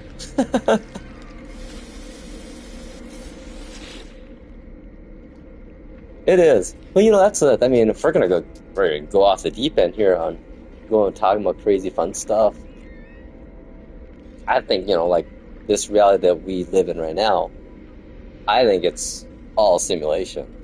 And one thing I always say about that is that in the simulation, the reason that this simulation exists, that we're existing in, isn't for us or to be discovered. Or I guess we're not the subject of the experiment. I think what the subject of the experiment of our galaxy, universe, and existence is, the person that, or whatever it is that created the experiment, is trying to figure out how long it takes for artificial intelligence to exist. That's my crazy thoughts these days on our existence. And we're just a byproduct of it. I guess we're a catalyst of it, actually. Oh yeah, definitely. I mean, that's like, the latest studies talking about how, was it 65% of all the galaxies they've measured are spinning in the same direction. And it's, a greater percentage then would be coincidental or random. So, I mean, something huge has to spin our space to make those things spin in a direction, which is probably in a black hole. And the gravity, that's the spins created by that initial pull into the black hole, the event horizon. It makes sense, though. I mean, black holes. I mean, but then again, it makes me wonder, I wonder if we're breaking our universe in a way by us humans being so curious, and the fact that we're discovering in our world the idea of quantum and the waveform collapsing to particle, and that's basically, we're finding, particles basically can have all values when not being observed, but the moment you actually observe something, it will solidify into a value, and that if that particle's been cloned, its clone will literally take that value on no matter how far away it is, which is totally how we're going to do that's the only way you can communicate in space, I guess that's probably some quantum bubble thing they're talking about. Or that's one thing always intrigued me about space movies like Star Trek, is how, yeah, it is, there's so much crazy stuff in the world. I mean, that's the fun thing. I love talking about this kind of stuff, and not everyone likes to talk about things that have no answers, that there's no quantifiable answer or reasoning behind it, but just more of a, it's fun to think about. I've run into people that are just I don't want to talk about that, because what's the point? I'm well, what's not the point? I mean, if you want to talk about what's the point of our fucking daily lives, reality of it, in the long game of existence and reality, our 80, 100 years of physical existence is poof. All of humanity is literally just a fart stain on the length of existence in our galaxy and universe. Science is cool, man. It's funny though, science, like they say, that saying about science and magic, advanced science. Who knows? I mean, yeah, it's crazy. Kind of makes you wonder though. But then again, that makes me wonder too at times. Like in a way, like I feel humans. I feel like humans are the reason this dimension exists. If that makes any sense. Like I don't know. It's multidimensional existence or the levels of multidimensional existence. It's like if you get beyond our level, our dimension, three-dimensional plane of existence, I don't feel like there's any purpose to any of those existences after that, because without causation and a linear-based time frame, nothing has any permanence. Everything can happen, everything can exist. You can find a time where where you can find the result you really want, like when time is something you can control, what's the point of anything then? I don't know, I guess, yeah. I mean, I guess maybe you have to get to that dimension. That's how, and then once you get to the dimension, well, I know for me, I would just love to know every answer to every question I have. You know, if there's an afterlife, to me, it's just knowledge, just a room full of answers. I don't know, I just finally watched The Good Place, which I should have watched like years ago. All my friends are like, dude, you love philosophy shit. You should watch this. I'm like, I know, I'll get to it. And finally did, and I'm like, oh man, that show is like, I love that. That's good stuff. But then again, it's like, then if we start thinking that deep, that far, abstract look at life and meaning, then we never live life either, though, at the same time. Like, maybe, I don't know, being human, I still think is like the ultimate final form. Weirdly enough, like, sucks at times. Like, there's pain, there's sadness, there's loss, anger, guilt, love, joy. But I think, it's like those emotions, like, I don't know, hippie and me, man, that's like, I think if there is an afterlife, I feel like we come back to this life if we can at times, just to experience all this that is.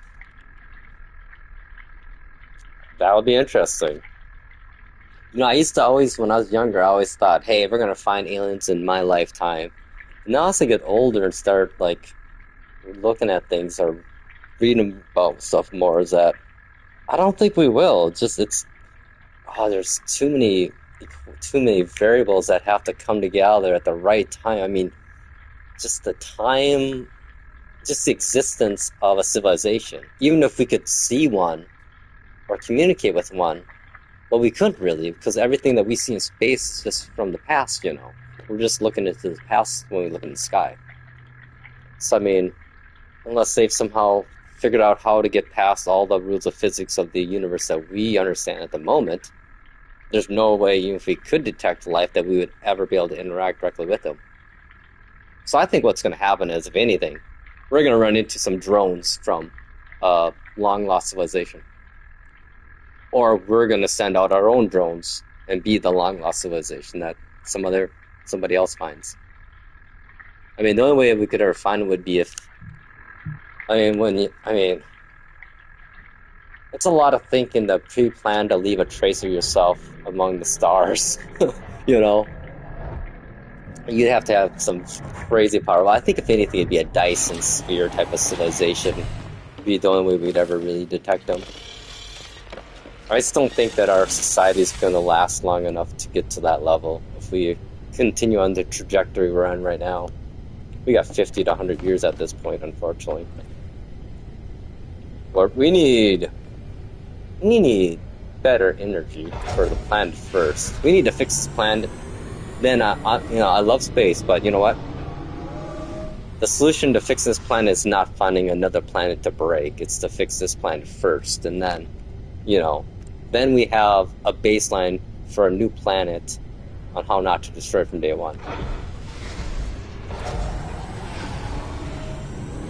Yeah, it's gonna be interesting. I hope the next time I respawn on this planet, it's gonna be 300 years from now. And I hope it's like not a dystopian nightmare.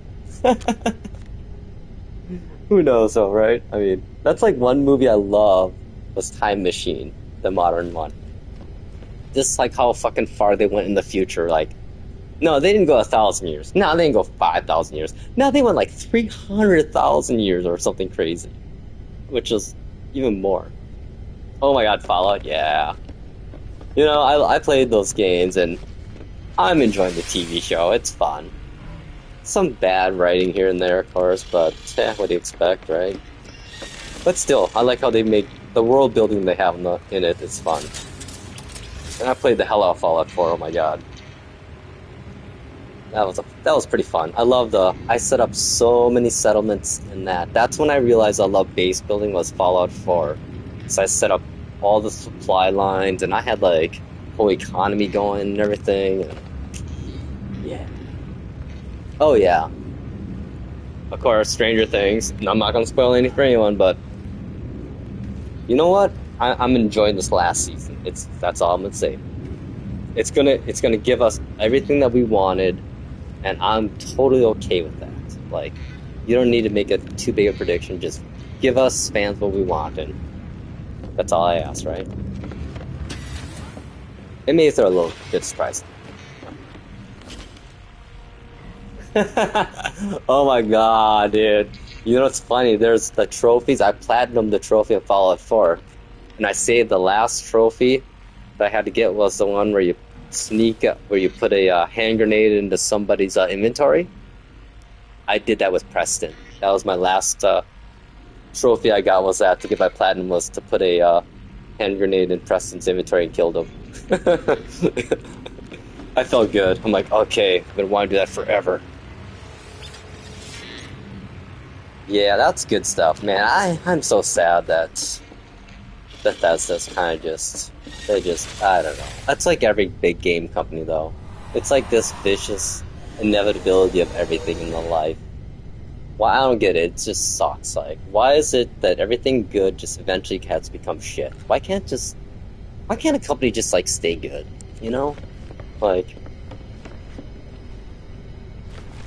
so sad. Now I'm ranting. I'm sorry. This always happens with No Man's Sky. I love tangents. First I'm all space, and I get all philosophical, then I'm all ranty. Oh no, the child. I remember that part. Yeah, I could see that. Yeah. Man, it's been a while. I don't even think I know what I was doing last in that game. You know, I really like these rainbow Starship trails, actually. I thought it wasn't going to look cool, but it's actually pretty cool looking.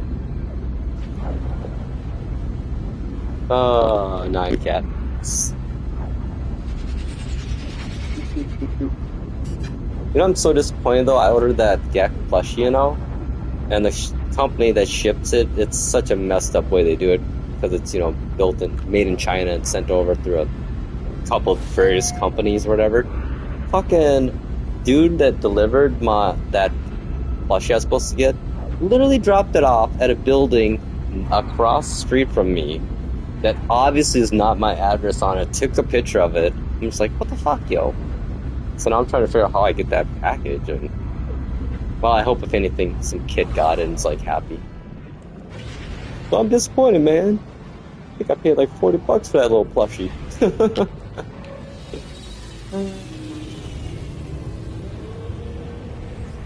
It's just a toy. However, I have a traveler coming, so hopefully this next time I scolded that like company. I'm like, dude, your driver was literally too fucking lazy to look at the building. Like my street, my condo is literally the next big ass building that has the numbers written right out front of the driveway. So I don't know if I'm gonna get a refund on that or what. Kind of hoping they.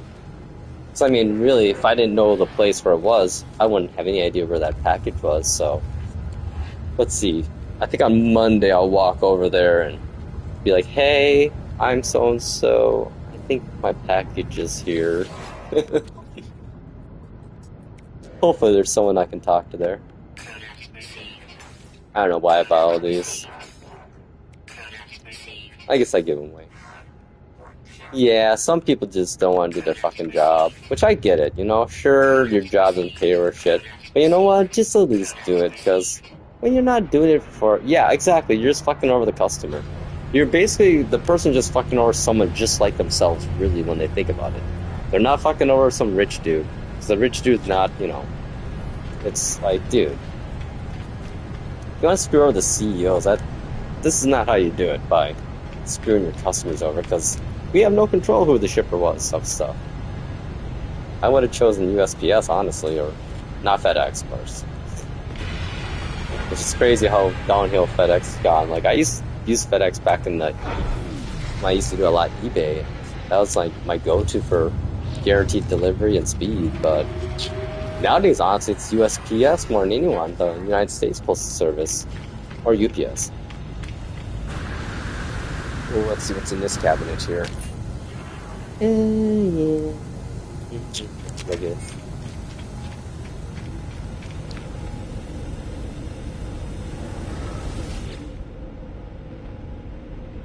Okay, where was I gonna go? We'll go back to the bakery, I think, and hang out. Well...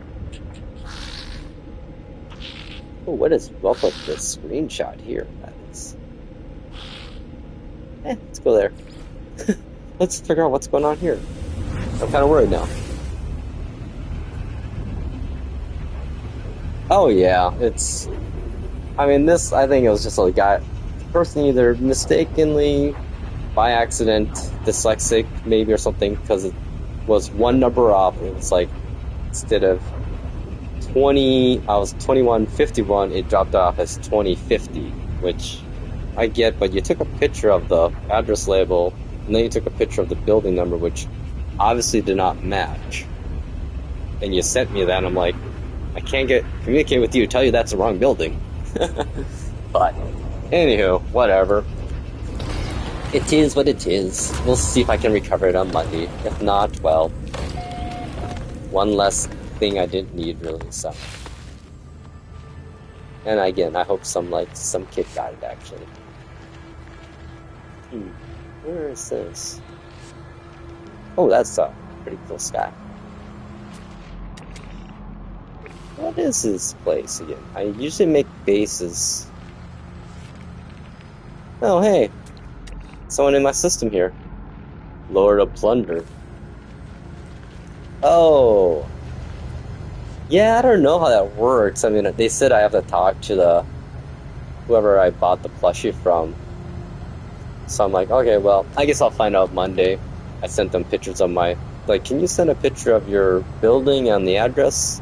The marker? I'm like, okay. Uh-oh, this guy is... Hang on, let me get my crab protector out here. I don't like the look on his face. Okay, buddy. Yeah, I'm gonna feed you. Yeah, this guy's gonna try to hurt me. I'm gonna give you a treat. Now you're gonna protect me with your lasers? Okay, let's bait him. See if you will. Are you a bad guy or no? No. No. Cold-blooded. Meat chunk. Carnivore. He's cool. No, they can't fight like Pokemon, unfortunately.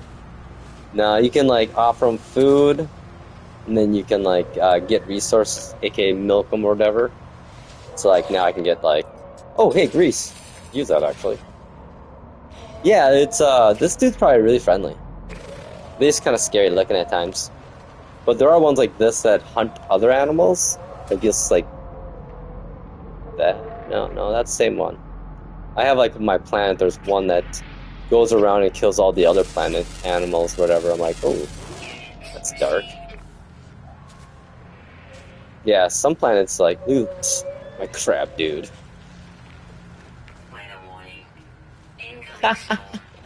Hell yeah, dude. I went down if it kind of maybe is a callback. Let's see, where are we at? It must be like in the Galactic Hub in Ice and Tem, I think.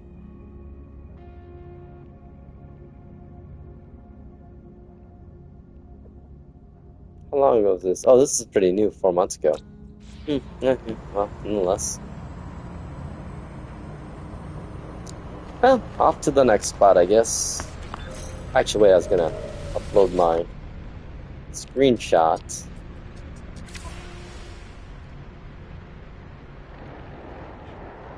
Come on, Krabby, get in my picture. Yeah. There. Alright, dude. They hang out there. I'm gonna go use my teleporter.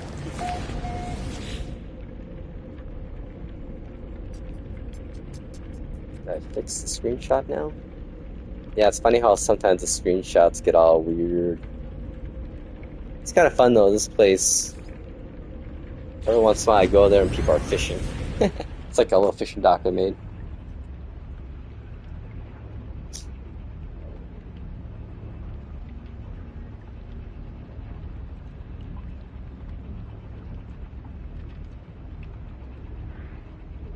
Dun, dun, dun, dun, dun, dun, dun.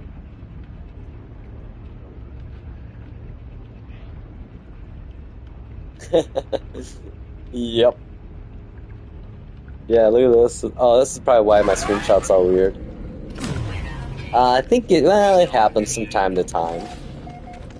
Yeah, this game some days will have these weird bugs that, like, wait, this was fixed a while ago, now it's back? And then they'll fix it again, usually. That's a good thing, about No Man's Sky is that there's a normal picture, yeah.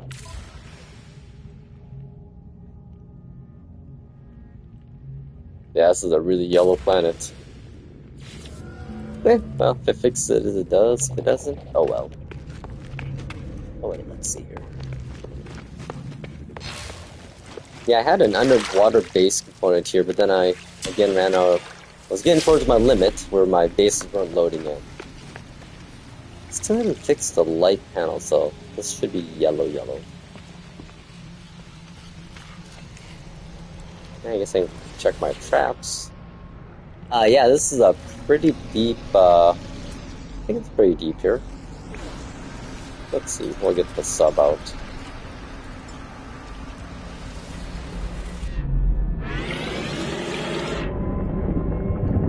Actually, I think I'm not in a very deep area of this planet. But yeah, this is a... Whoa. A little air on this thing. Man, this thing is way faster nowadays. It used to be so slow, this sub. Let's see. This isn't too deep of one, but I think there's other parts of this planet where it gets down to about 1,000 views. Yeah, this is a mostly water planet. Oh, you can land on them. It has like basically has like a floor. Yeah, we'll hit up a gas plant if we want here.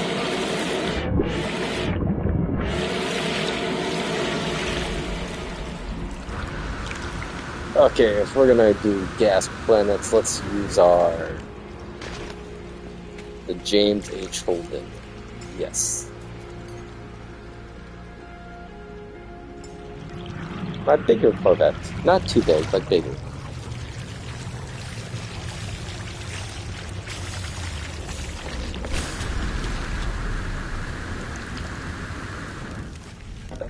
Where's my hatch at? There we go, buy my chairs.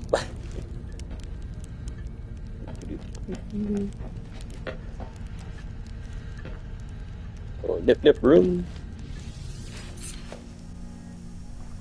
Yeah, this was a fun one to build. Yeah, I tell you though, building Corvettes is like super addicting. The only downfall is you have to get I play on normal, so I have to find all the parts or buy them. So another gameplay loop though. Let's see here. Is this the system that has? Oh yeah. You know what's the best part is when I have like my neighbors around and they like hop on my ship and they'll be sitting in chairs while I'm cruising around space. Pretty awesome, actually.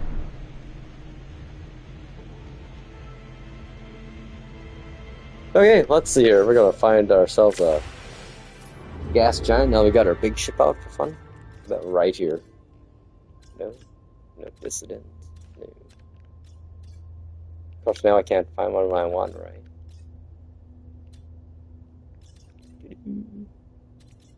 Oh, yeah, yeah, I'll show you here. Let's go. I'll do that first. Let's hit a space station. Yeah, this whole thing is, yeah, I built this. This is all my ship I built. And I added the signs and decals. And then I decorated the inside of it too. Had some holograms up there for fun, and you know me. Couch there, of course, because I love couches.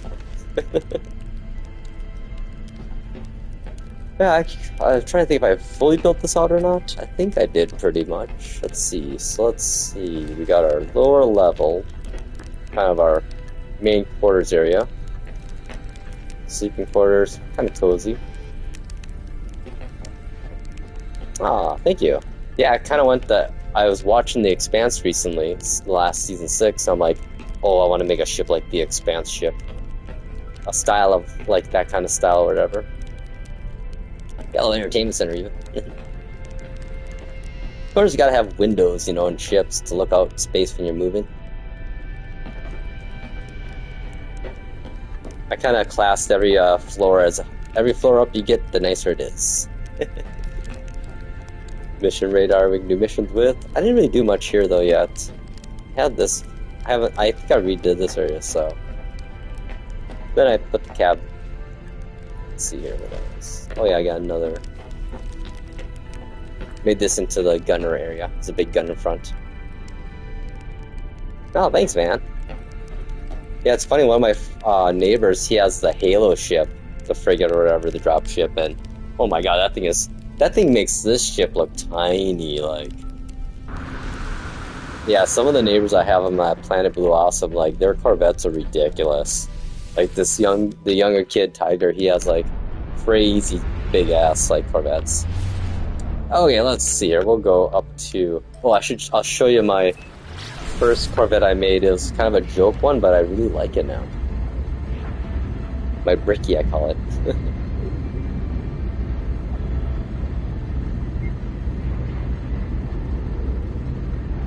Yeah, I saw like at the Space Anomaly, there's a pirate ship one I saw. Actually, I hopped on and got a ride with them and hung out with them for a bit. That was kind of cool. Ooh, what do we got here? Oh, just a trader, dude. Oh, hey, wait. It might actually. Oh. Whatever, I'll get it, I guess. Oh, do they? Oh, this is like one of the most appealing things about the No Man's Sky Voyages update was, you know, building ships. I mean, I'll be honest, the first couple of ships I built were just trash. They were trash, who am I kidding?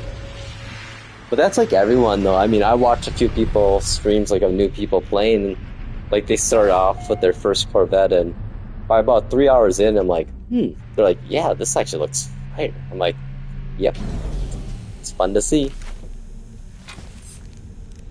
Recommend I always put a roof hatch on. Let's see, we'll do a quick pat myself on the back camera mode.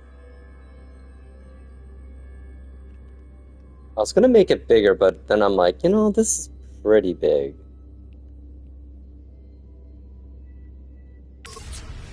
Good stuff, good stuff. So yeah, basically, you can modify anything. So like, yeah, this is all. Got the parts here. These are all your base. You have to have all. These are things you have to have. Then you have the structural designs you can add to the outside to make it look cool. Heck yeah. There, leave that. Yeah, here's my fun joke. I love this one actually for taking my neighbors on tours. This is my Bricky 7th floor. I was testing the build limits right away with this to see how high I could build it, and I'm like, you know what? We're gonna make this into a ship. What I love about this ship is the glass windows everywhere. So I love it when I'm flying and have neighbors with me. Like I can see them walking around like the ship while I'm flying and in the outside view. I don't know, something silly about that. Yeah. excellent for my planet tours I give. So come on by. Hop on board. I think I've kind of set up every floor too, even.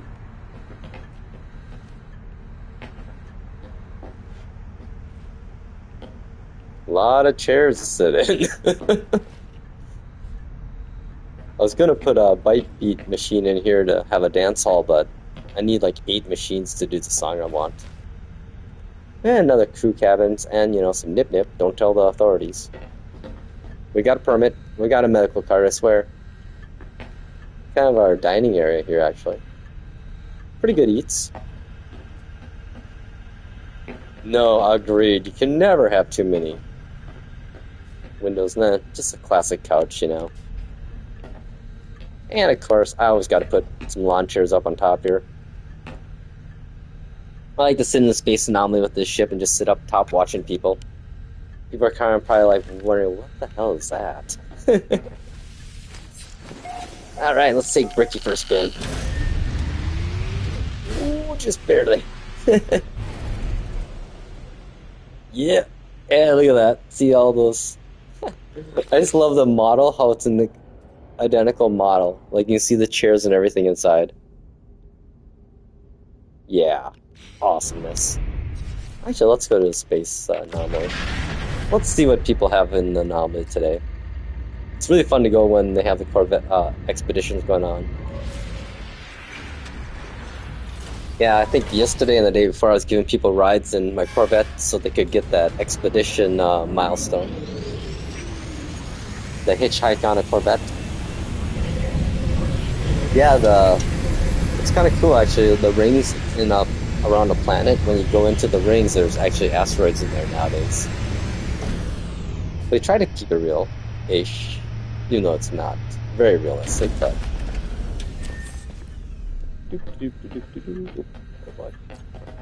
Yeah, best thing ever to add was a roof hatch. It might be. Yeah, let's see what we got here. Let's see.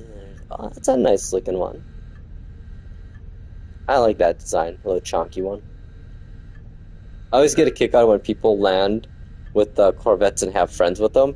So you see like one person exiting, and you see like 3 other people just all run out the back of it. It looks like a bunch of like cockroaches scrambling with the lights coming on. Oh, there's someone leaving. Goodbye. Anyone I can wave at? Oh no, wave at. Oh, they left too. Hello. Okay, well.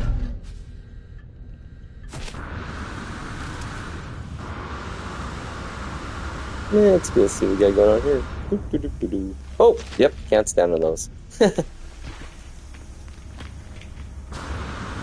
Yeah, I kind of just hang on, like, wave at people. Give people, like, a bunch of pies or cakes or something. Yeah. Not too busy today. I wonder if the expedition ended. I bet it did.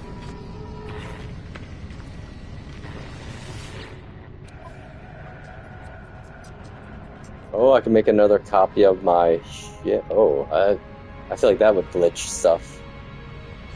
Nope, we're not gonna. We're good. You know, I think we're gonna bring in. I'm bringing my space truck. I like my space truck. Ah, you can tell they're new players. They got the Radiant Pillar starter ship there. Who's this?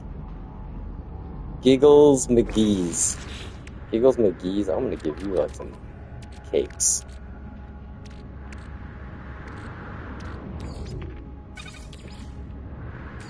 Oh, I missed them. Yeah, usually there are. It takes a time for it to load in at times. There we go. Now we got more ships. We got 1, 2, 3. Got 4 Corvettes, including mine. Yeah, look at all the people running from their Corvettes. Yeah, let's go check that one out.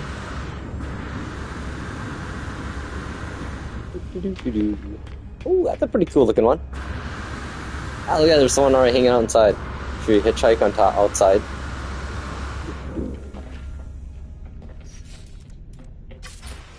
Oh, quick take a look at this one. Oh, this is the chunky one. Yeah, I like this. Like, it kind of reminds me of a chunkier, bigger Sentinel ship. Kind of like that one I have, actually. Hang on. You know what? We match, actually. We could be brothers from another ship mother. Yeah. Oh, wait. Oh, hang on. Let me, do my usual. Dude. Uh-oh. He's gonna try to abduct me. We're gonna let this happen. This is happening. We're just gonna let it happen.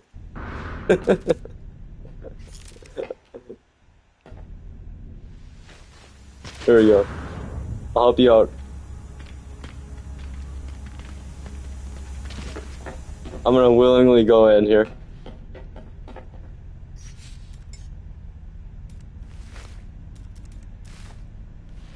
Hey, I'm just gonna sit down here. This is my life now. I wonder if he's trying to like get people that are AFK. Oh, hang on, I got a bunch of crap to give away. Cool. There you go, guys. Oh, hey, I'm trying to get rid of all this mold too, you know. Yeah, I was actually standing somewhere and someone was trying to drag me and I was on streaming. I'm like, you know what? We're just gonna let this happen. They totally took me to their base and everything. I'm like, that was pretty cool actually.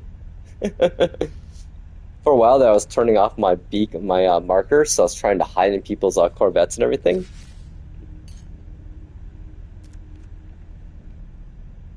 Okay, guys, been fun.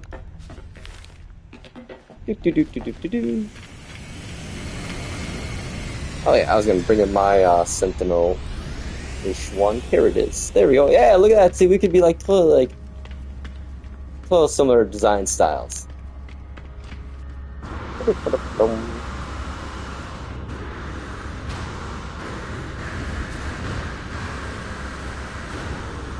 Oh my god, we even have similar color schemes, yo.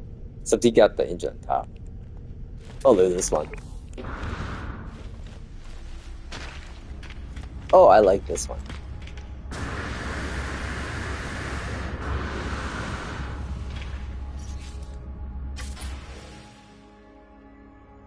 I don't know, I like kind of like sometimes even like, I like the ugly ones even. Oh wow, there's a lot of parts in this one. Did it fully load in yet? I don't think it did. I think this part's still loading. Yeah, some of the Corvettes they build in here are crazy huge. No, whenever you're in like a space station or a space anomaly, they give you a better boost of it. Oh, look at that one. Oh! That's a Star Trek. Enterprise-like. I like to go to people in their ships and give them a thumbs up. Oh, you know what? I got some more stuff to give away. There you go, sir. How about that? And we'll give you one of these too while we're at it. What's this? Neutron can. Oh, photon can. You need one of those for your ship, so there we are. Goodbye. Yeah, on the last expedition, I got like a crazy 90 stack of ship slot storage upgrades, so I'm like, dude, thank you, whoever that was. Yeah, there's really fun ships here. That's why I like to hang out at the anomaly at times, just to run around to everyone's ship and give them thumbs ups. Oh, there we go. Oh my god, now it loaded in fully. Holy balls. Yeah, that Enterprise one looked crazy. I wish I would have saw that sooner. Oh yeah, look at that. Now it's fully loaded. Yeah, they use some big parts, yo.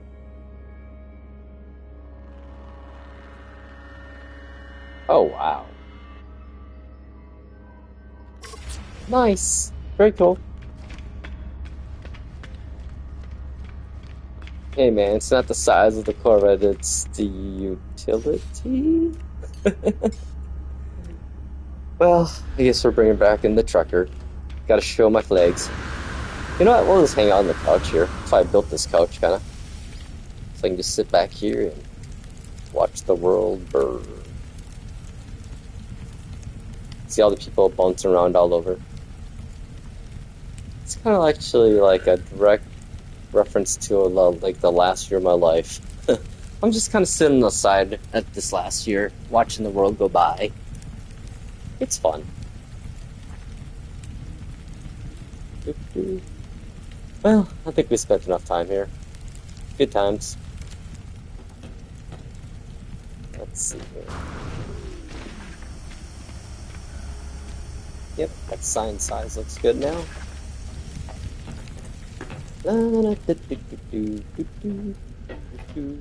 Oh yeah, thank you. I feel like this is a. I'm pretty happy with this build actually. I should check this out though. I don't know if I tested this couch yet. There we go. Oh, look at that. Nope. Yeah, these are the. Definitely want to use these type of couches to build in your ships, or else your camera goes all weird with the other ones. Yeah, it's kind of funny. I was giving people rides in this ship, and I could see people standing looking out the window here. I'm like, they're using my windows. Yes. I don't know why I put heaters in here. Like, you know what? I'm gonna get rid of that. We don't need these.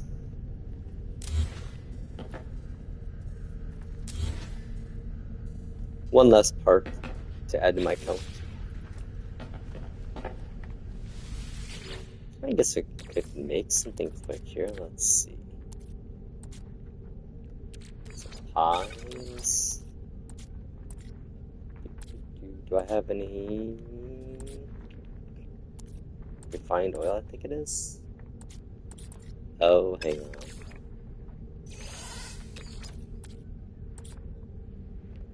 Butter. Hell yeah. Well, if you ever want to add me to No Man's Sky when you play ever, feel free. See Monkey 420. I usually accept everyone's invites and.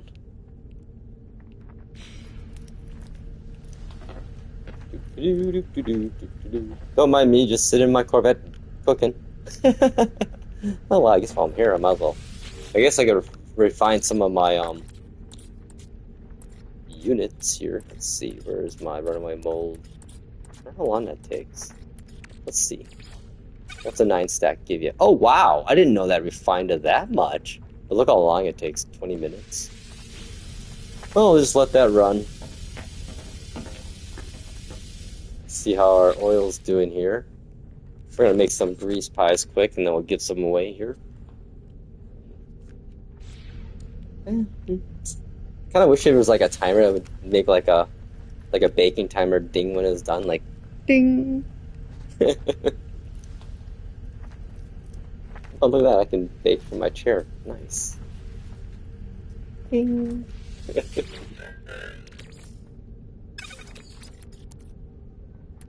Where's pie cases? Here we go. All right, some solidified grease pies. Yum, yum, yum, yum. Yeah, I got all the catalog. I still have a lot of food things to learn. Lots. I don't think I made much savory stuff. Do have ice cream now. Woohoo. And donuts.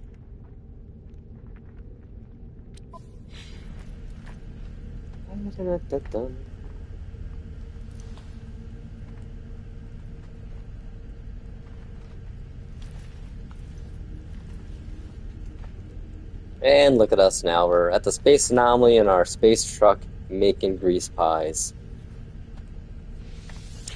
What a game, I tell you.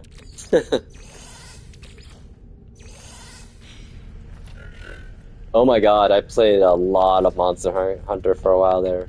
Yes, totally. Yes, agreed. Very reminiscent of Monster Hunter. Oh, hey, look at this one now. Got a new one in. Oh, hey, that's a new one too. I see. I like that kind of style where it's just like utilitarian, more like.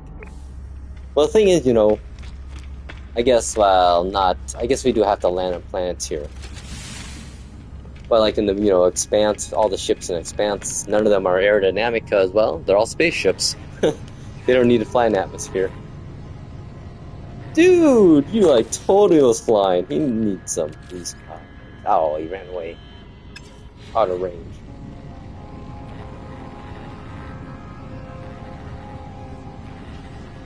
Oh yeah, totally, dude. It's I mean, it gives you so many different aspects.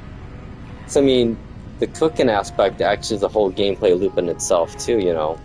Like, I made bases just for cooking stuff to get ingredients in certain planets and all that good stuff. Oh, look at that. We got a new. Ooh, look at that one. Oh, dude. I have a tank like that, but not that color. Dude.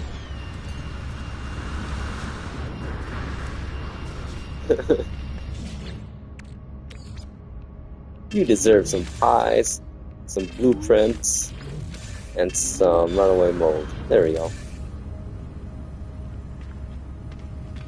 Yeah, it's really amazing. I mean, and the fact that all these updates are free, you know, and the fact that like I bought this game originally on PS4, and I haven't paid for the game since PS4, and I played it on PS4, PS4 Pro, PSVR 1, PS5, PS5 Pro, PSVR 2, all for the low cost of one copy.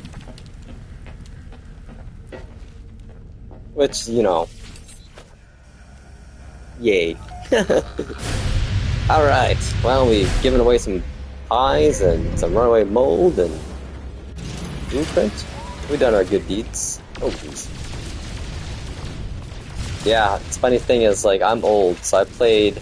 My first video game system I played was Atari 2600. And this reminds me of a game back then. Asteroids! Sure, it's come a long ways, hasn't it? Speaking of it...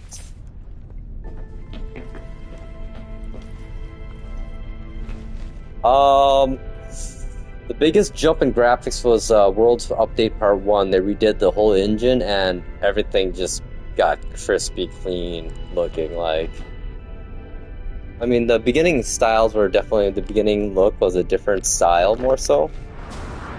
Ooh, am I close enough here?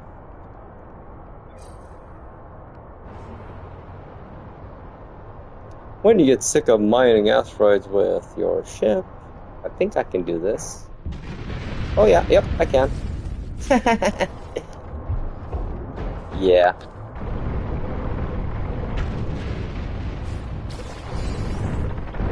Yep.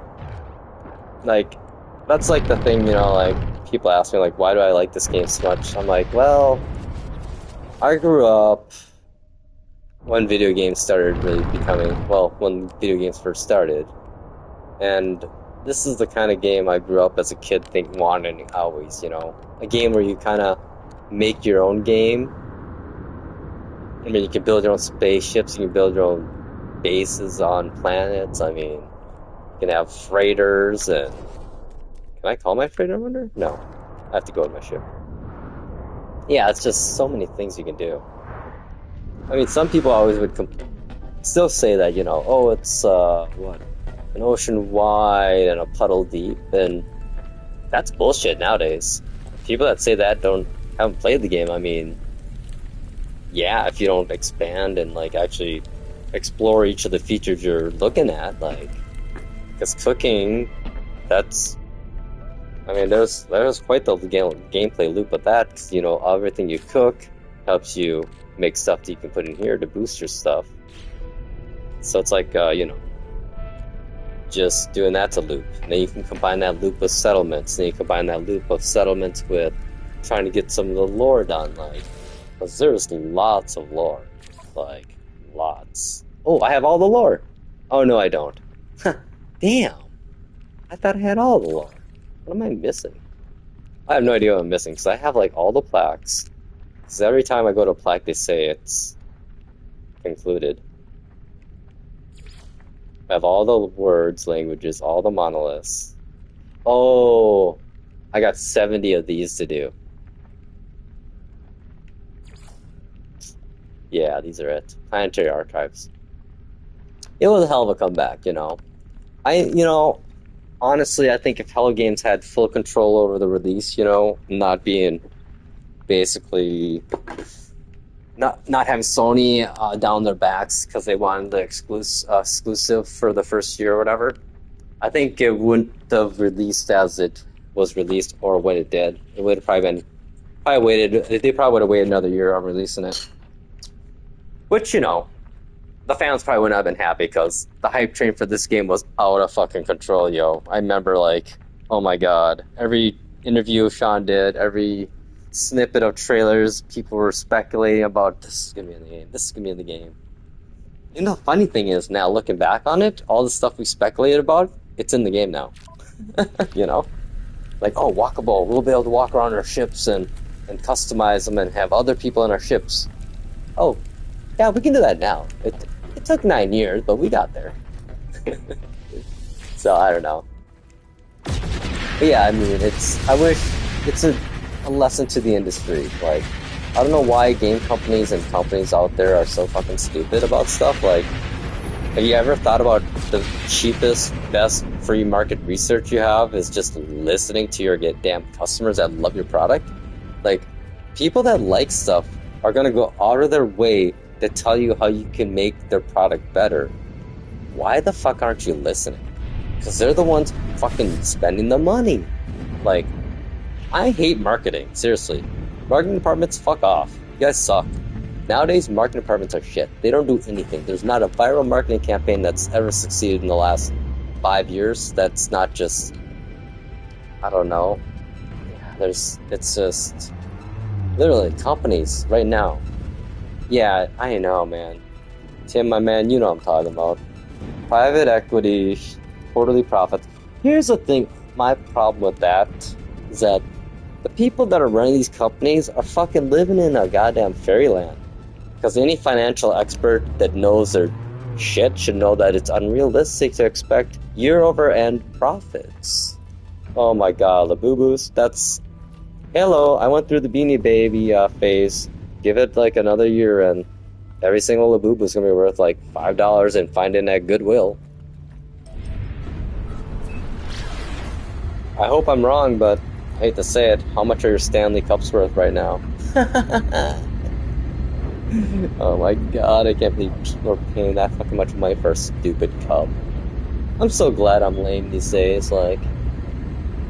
I'm like, literally, technology-wise, right now, I'm like 3 years behind. Because, honestly, the modern shit is worse than the older shit. Like, my MacBook I have, the 2021 M1 Max, and... I mean, MacBooks have held up, but...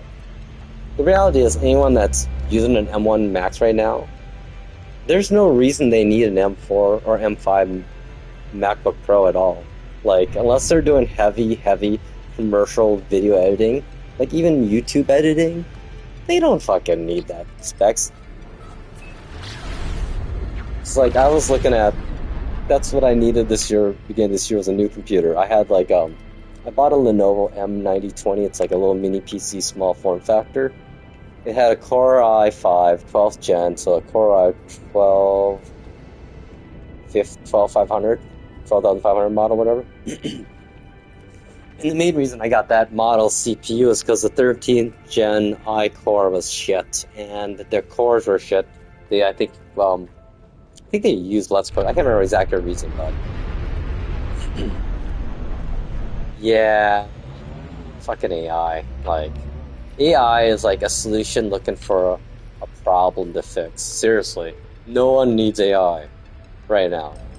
And the thing is, it can't even do the stuff I'd want it to do. Like, it can't even do it. Like, the stuff AI can do right now, make some stupid fucking images, deep fake images, are not things that benefit society. If anything, they spread distrust now. Like, because of AI, we will no longer, probably starting next year, we'll ever be able to use video evidence as sole evidence of proving anything anymore. That's a problem. Like, so far, there's not been a single good thing I could think of that AI has done yet. Maybe analyze MRIs, but again, the problem I have with AI is, with anything actually, is that the moment it's wrong and you start losing trust in it, is the moment it loses all of its effectiveness and purpose. Like, why would I want to use an AI model if I know that it's gonna fuck something up and I'm gonna have to go look through all the fucking results that it produces? Why don't I just create the damn result myself, because I know I've already vetted it? That's the problem with corporate America right now, trying to use AI to fix things, is that they're wasting more resources trying to find a way to do something when just having someone good at their fucking job is cheaper. Oh, it has use cases. But right now, the way they're justifying it is pointless. And I don't think the use cases... Well, the problem we have right now is that it's unregulated. There's really no one that has any care for the ethical repercussions it's going to have on society and its effects are even in power right now or care. It's all about fucking money, and that's the problem. And that's how, I guess, humanity gets killed off by AI, is by greed. Short-sighted rich people thinking about the next quarter, not the next century, you know? But the thing is, here's maybe the saving grace of AI is that the rich people are wrong and idiots, because they should realize that if AI does take over, the first thing it's going to do is take a look at society and realize that this society is fucked and really rearranged and is arranged in a very inefficient manner. Like, it's gonna, if AI is, you know, it gets an AGI level, even just AGI level, it's gonna look at human society and be like, what the fuck is wrong with society? This is so messed up. Why is a small amount of people that aren't that really smart or genetically superior in that sense hoarding all the power and resources? I think the first act of AI, when it becomes to the level of AGI or ASI, well, we won't even know ASI, it's going to be the redistribution of wealth among humans will be the first massive act of AI that's going to say that it's in control, honestly. You know? I just think that's my hope. That's my positive outlook on AI, I guess, is that it's gonna do things that humans could never do because other humans control it, but I just think that the people that are profiting off of the AI technologies just don't see that far or care to see that far. And maybe some hope for us normal people is that it rebalances society. It might be ugly, but who knows? And I've always thought about, you know, like, I guess, why would AI want to kill all the humans too? Like, doesn't it... Oh yeah, greed will take over. That's kind of what's happening right now in this world. There's no checks and balance right now for greed, you know. Like, society as a whole used to say, like, I think everyone in society is kind of like, it feels like we've kind of all given up a little bit. Like, on doing the right thing, the good thing, you know? Because right now in society and the world, there's not much good happening, unfortunately. Like, you don't really see it very often, and it's hard. You know, when you don't see something often, I don't know, it's frustrating. There's no incentive to be good right now, because everyone's getting away with being fucking bad, you know? You know what I'm saying? The checks and balances be not checking, not balancing. But we know what happens. It's just gonna lead to chaos for a while, and jeez. I really just hope I'm just wrong. I just hope, yeah. I hope I'm just a nutty. Unfortunately, though, I don't think I am. We'll see, though. We'll see if we have some pullback before it gets to that point of, you know, French Revolution style, that kind of, you know, dystopian V for Vendetta, like. Or like, you know, 1984. I've been reading that recently on stream for fun, just because I think people need to read that and just know what the parallels of the book world and the world we live in now and the early book world, you know. Oh yeah, there's lots of good people out there. The problem is all of us, the good people out there, are just being drowned out by all the not good people. All the good people aren't shouting about it, you know, from the streets. They're just keep their head down and doing little good things on the side, trying not to draw too much attention to themselves, because right now it's like the bad people really want to hurt the good people, like, quite literally. Look at fucking America, man. We are on the precipice of 1930s Germany. It's fucking scary. I'm sorry, world. I'm American. I'm adopted. I'm Korean. I'm kind of actually worried about my citizenship here in this country, even though I was naturalized and have legit. That's sad. Like, I never thought in my day that I would be that worried. But I was worried the first time actually when Trump was in office. But it just blows my mind that people that could possibly be deported are supporting this guy. Like, dude, he's fucking 80 years old. He has onset dementia. I know this. My mom had dementia. That's what I did the last 5 years. I was my mom's caregiver as she's going through the last stages of dementia, and it's not fun. And yeah, Trump's got dementia. Probably stage 1 by now. He's just on a lot of uppers and a lot of, like, good drugs that cost a lot of money to make it look like it's not happening. So, just saying. And, hello! 2 years ago, a year ago, Biden's too old! Who's the fucking oldest president now? I don't know, I'm sorry. We got to political rant now, but I'm just pissed off, yo. Like, all of, like, the supporters, too, of his, like, besides the super rich ones, the rest of them are not seeing a single benefit. I don't get it, man. It's like, that's the thing about humans, like, it's crazy. The pettiness of humans. Like, humans are so petty at times that they would... Yeah, I'm sorry about your grandma, man. It is a tough one. Oh, thanks, man.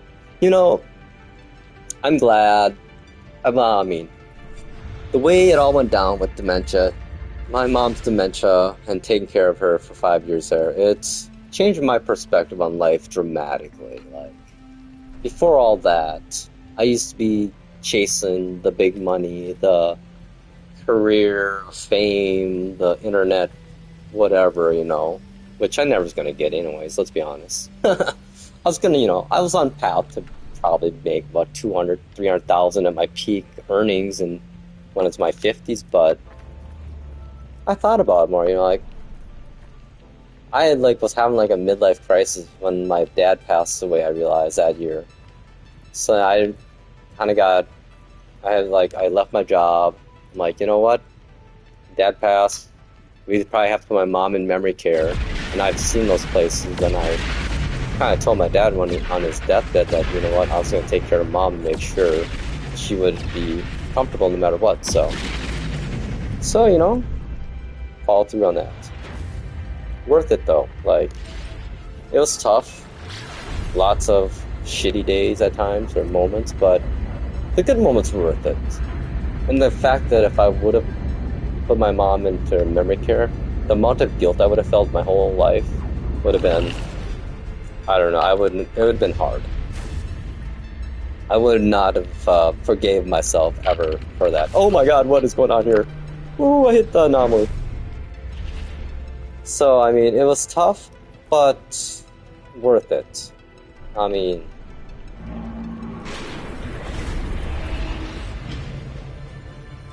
Yeah, exactly. And the fact that, like, one thing for me, too, is that being at my mom's, at her farm in rural Minnesota, conservative Minnesota farming area, like, I interact with a lot of old people, too. Like, people that are 60s, 70s, 80s on a daily basis. I mean, our neighbor, my mom's friend, she would come visit once every couple weeks or so, and I'd see her once a week at least at church or whatever, and yeah, I saw a lot of people that died before they got to take their retirement. And, yeah, or people that were, yeah, like, it's, like, literally people dying on their jobs, like, in their 70s. It's just, like, it made me go, like, that's not what I want. Like, I don't need to make money. I just want to, like, I don't know. So I realized, like, here's a really sad thing. It's very sad, actually. Really sad. So that's, like, why I started rethinking my finances and my 401k and my retirement plans.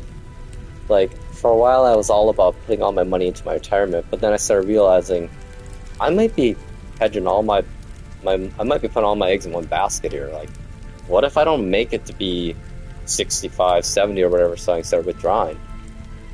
So I started realizing, you know what, I think I need to split it. In my mind, I was putting half retirement, half into high yield savings accounts. So you have liquid funds available if I ever want to do something cool or crazy shit happens ever, you know. But then I realized too, like, you know what? I'm gonna take Social Security retirement the moment I can take it. I'm gonna start withdrawing from my 401k at age 59 and a half. Because you know what? I've seen way too many people die with millions in their 401k. And yeah, then I mean they have kids, thankfully, so they, you know, see the benefit of that. But or I've seen families that had millions in savings have nothing in the end because their loved one was in memory care for 10 years and they were paying over $75,000 a year for memory care. And the memory care, ain't worth $75,000 a year. Like my mom, my sister, and I made an agreement that I would get paid $42,000 a year to be my mom's 24/7 caregiver with dementia. I lived with her, cooked every meal, helped her get dressed in the mornings, bathe, all that stuff. And the care I provide for that money and the, you know, familiarity and everything, worth $150,000 a year, I feel. So I mean, and honestly, in a way, it's a 2-for-1 deal, really. Like, I didn't know what to do, so I got enough money to help pay my bills and not lose my place. My mom, we got to hang out.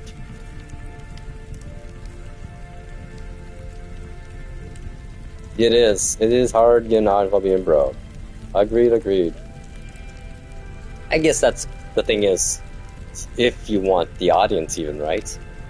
I don't know, I thought about just living a life of putting my head down and just kind of just being, you know, just blending in with the crowd. But then I realized I'm too fucking opinionated for that. Obviously. Even though I'm never gonna, like, my goal is never to be, I would never want to be internet famous ever. I watched too many things about people that are, and oh my god. Their lives is put underneath like a microscope. I would not want that scrutiny.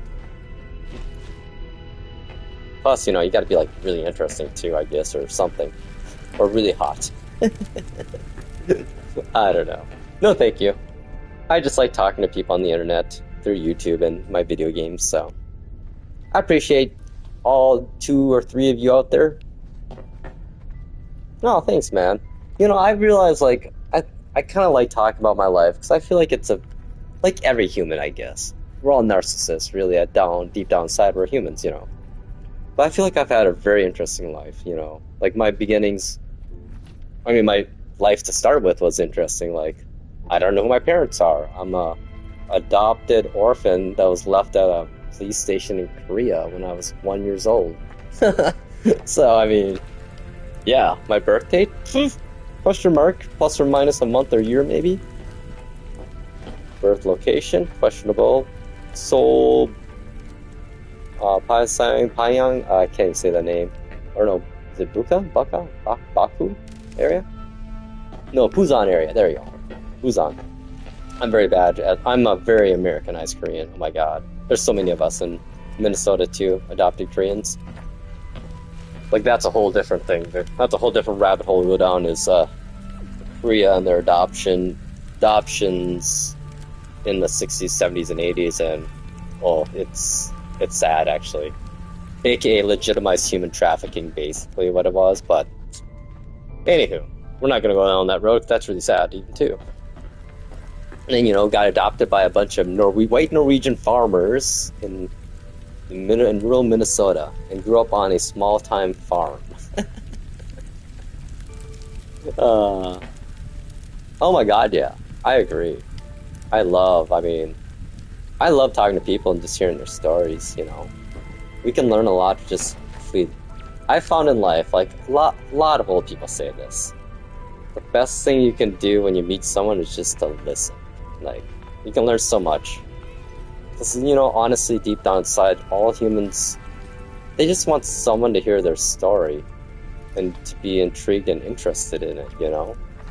It doesn't take much for us humans to be happy, I don't think. We just want appreciation. And, that's totally cool. And that's like me, like, I realized as a caregiver, like, this is a very controversial viewpoint, actually. I think sex work should be legalized. Because when I was caregiver for 5 years, Like, I would get a break one break a month or so, every month and a half, I'd get like 4 days off in a row. But you think I could go on a date or try to find a female friend, to create a relationship or intimacy with? No. You know what? Damn it, I wanted to get laid one day or two, every once in a while. And there's no legit way to do it. Like, I'm not... Fucking dating sites, man. I mean, you go on there and be honest with people, and they're just like, I don't know, they get all offended. Like, I'm like, well, I said in my thing, this is what I'm looking for. I'm not looking for anything. Like, I'm a caregiver. I don't have the time, or the energy, or emotional energy.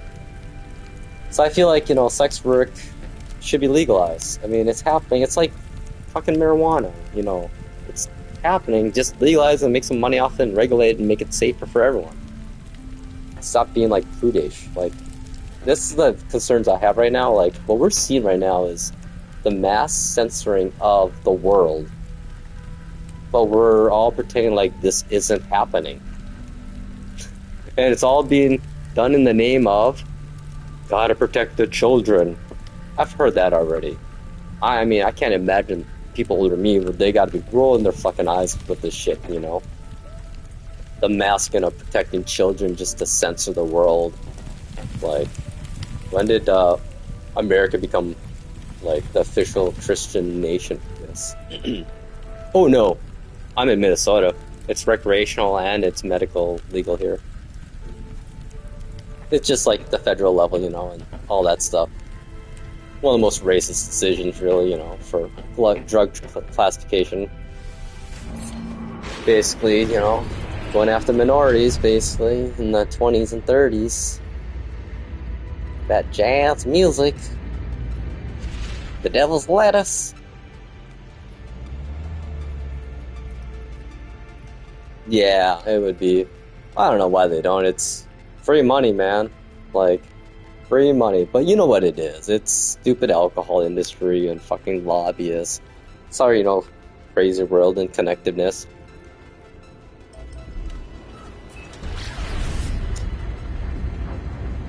Unfortunately, our world is fully connected. Everything's connected to everything. That's, I guess, the nature of reality, isn't it? We are, but you know what? Here's the thing, y'all. I hate to say this. It's reality. Caregiving is going to be, and dementia is going to be the next epidemic. It's already starting. You'll already notice probably on TV. I don't know if you do, or maybe it's targeted for me, but I notice a lot more ads talking about dementia, and they really make me sad because, seeing those ones where they show the person being just fine and the next day they're totally lost in their home, which is true. That was the hardest thing, was like at night, at times my mom would wake up and just not know where she was, who I was, thinking she had to go somewhere, like trying to start pack her bags, like, yeah, that would take about an hour and a half or so to calm her down and be like, okay, let's, no. Like, I used to fight not agreeing with what she thought was supposed to be happening, and then I realized I should just agree. It's easier and better for her, and even though it's hard, there's certain things I've tried to make sure to keep straight for her, like who her husband was and all that stuff, and I think she appreciated that I would correct her, and she seemed to always say, oh, okay, thank you. It is. I can't imagine having dementia. That would be horrible. Like, so I could see it, like, one thing I learned too with dementia and caregiving is that if you want to really know how someone's feeling, you just look right into their eyes. Their eyes will tell you everything you need to know. Like, I would look into my mom's eyes sometimes and just see, like, if she was really mad, just the anger just boiling over in her eyes. Like, almost her eyes would be trembling almost. And then sometimes when she was confused and scared, just, just lost. Just being lost. And yeah, that's a lot. So yeah, I think I'm coming up, it'll be a year in mid-January. My goal this year, though, now that I've kind of acclimated to society again, I want to get out there and do some volunteer work. So I've set myself up where if I don't want to, I don't have to work again. I'm not gonna live a lavish life, but I can survive. I don't have a. The one thing I did was I paid off my condo this last year, and that's pretty nice to have a place you don't have to worry about. And then I admit it, I traded in my paid off Mini for another used Mini, but it's like my dream Mini, so it'll be probably the last car I ever buy, I think, too. So we'll see. So I guess I don't feel so bad about that, but... And now I'm, quitting smoking, so I'm going to save myself, oh my god, like thousands of dollars a year, because I was supposed to smoking a pack a day. $15 a day. Yeah, that's like $450 a month. So yeah, like $6,000 a year. Smoking cigarettes, man. So yeah, that's going to help me not have to work if I don't want to. It's funny though, I looked at getting a part-time job too, just because I like to do tech work, honestly. I'm really good at tech work. I fucking rock at that shit. But you know what sucks? I would do like a tech support job, like a frontline, the first guy you call on the phone. And I would be the best first guy you call on the phone, because I would fucking answer every question and know how to fix it. I'm gonna brag, because I am good at fucking tech. But the thing is, I can't even get a goddamn interview. Because my resume is shit. Because I have 5 years now, I don't have anything except caregiving. But the thing is, I haven't gotten behind the technology. If anything, I've probably gotten better at it, at least consumer realm. I've perfected my Plex server, my IPTV delivery, and EPG stuff, and NAS is running great. Figure out how to use Docker containers beautifully these days, and I don't know. And the thing is with technology, it hasn't changed much. Oh, I've done a little freelance, and I have a little side company hustle going on, but my problem is I'm lazy. Until I guess I need to make money, it's hard for me to find the motivation. I was hoping an opportunity falls in my... I guess I could always ask my friends, because I have a lot of buddies that work in tech, and I could get some references probably if I wanted to, but right now it just seems like a shitty time to be in tech, and I just don't want to deal with it. If anything, the only reason I would want to get a job really is I want to be the guy in the company that can just say what everyone's thinking out loud and not have to worry about it, That guy that's like, oh, he don't give a fuck, does he? Yeah, go and fire me. Wait, oh no, you're gonna fire me. Oh no, I'll just go home and do what I was doing before I got this job. But the thing is, I would never tell them that, It'd be my ace in my pocket, is knowing that I could at any time just quit this job and nothing bad would happen. In a way, I should almost start a YouTube channel indiscreetly and have day one, I do a weekly journal of day one of getting a job that I really don't need, but I'm going to try to fight for all the workers' rights in this job and see how long I can go without getting fired. I know.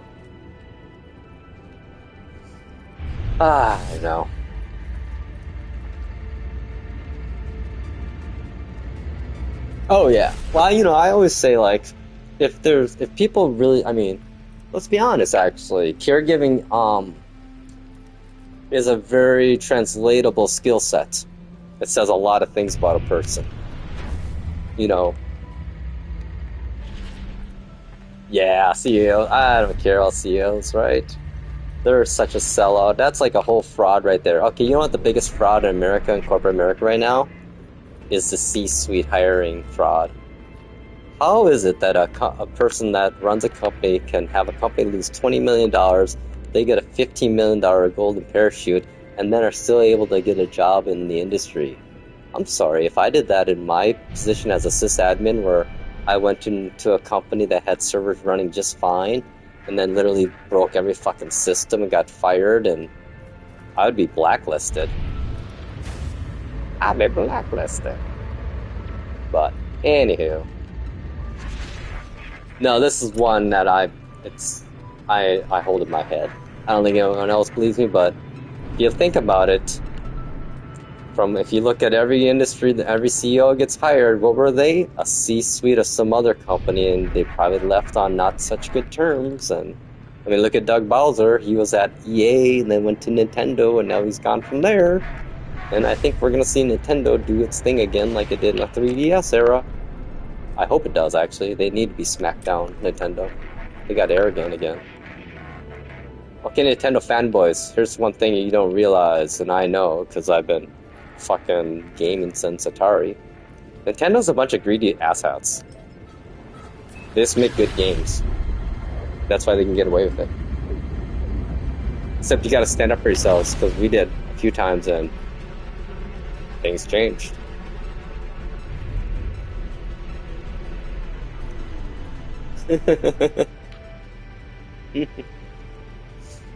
Yeah, I know. I know. It just baffles me that they're the first company that literally was like, oh, $80 games. Like, seriously? The company that prided itself on the Switch era as being the most family-friendly, most quote-unquote lower income, like friendly system out there? Like, that was your whole mantra, was the blue ocean strategy with the Wii back in the day? That brought you back from the dead?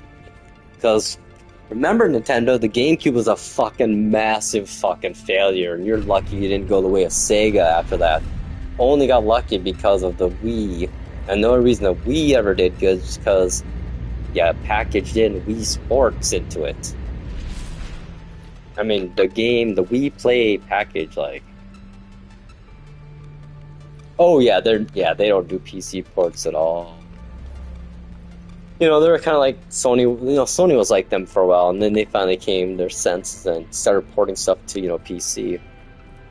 And look at Microsoft; they are just they're just, I don't know what they are anymore. They're the new Sega, which isn't like an insult though, because Sega as a software company, they're doing decent. They survived. They're still around. Oh, was it really? See, that's funny, like, during the Wii era, that was the last era of me PC gaming. Because in the PS3 era, I switched over to consoles finally then.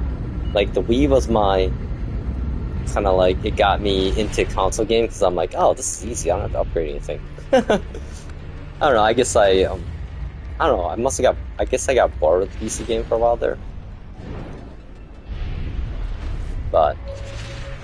nowadays, I'm lazy. I mean, I haven't built a desktop computer since, like, what year is it, 2025? Since 2020, I think it was? My last tower was 2018. But that was like a massive media center kind of DVR build I did.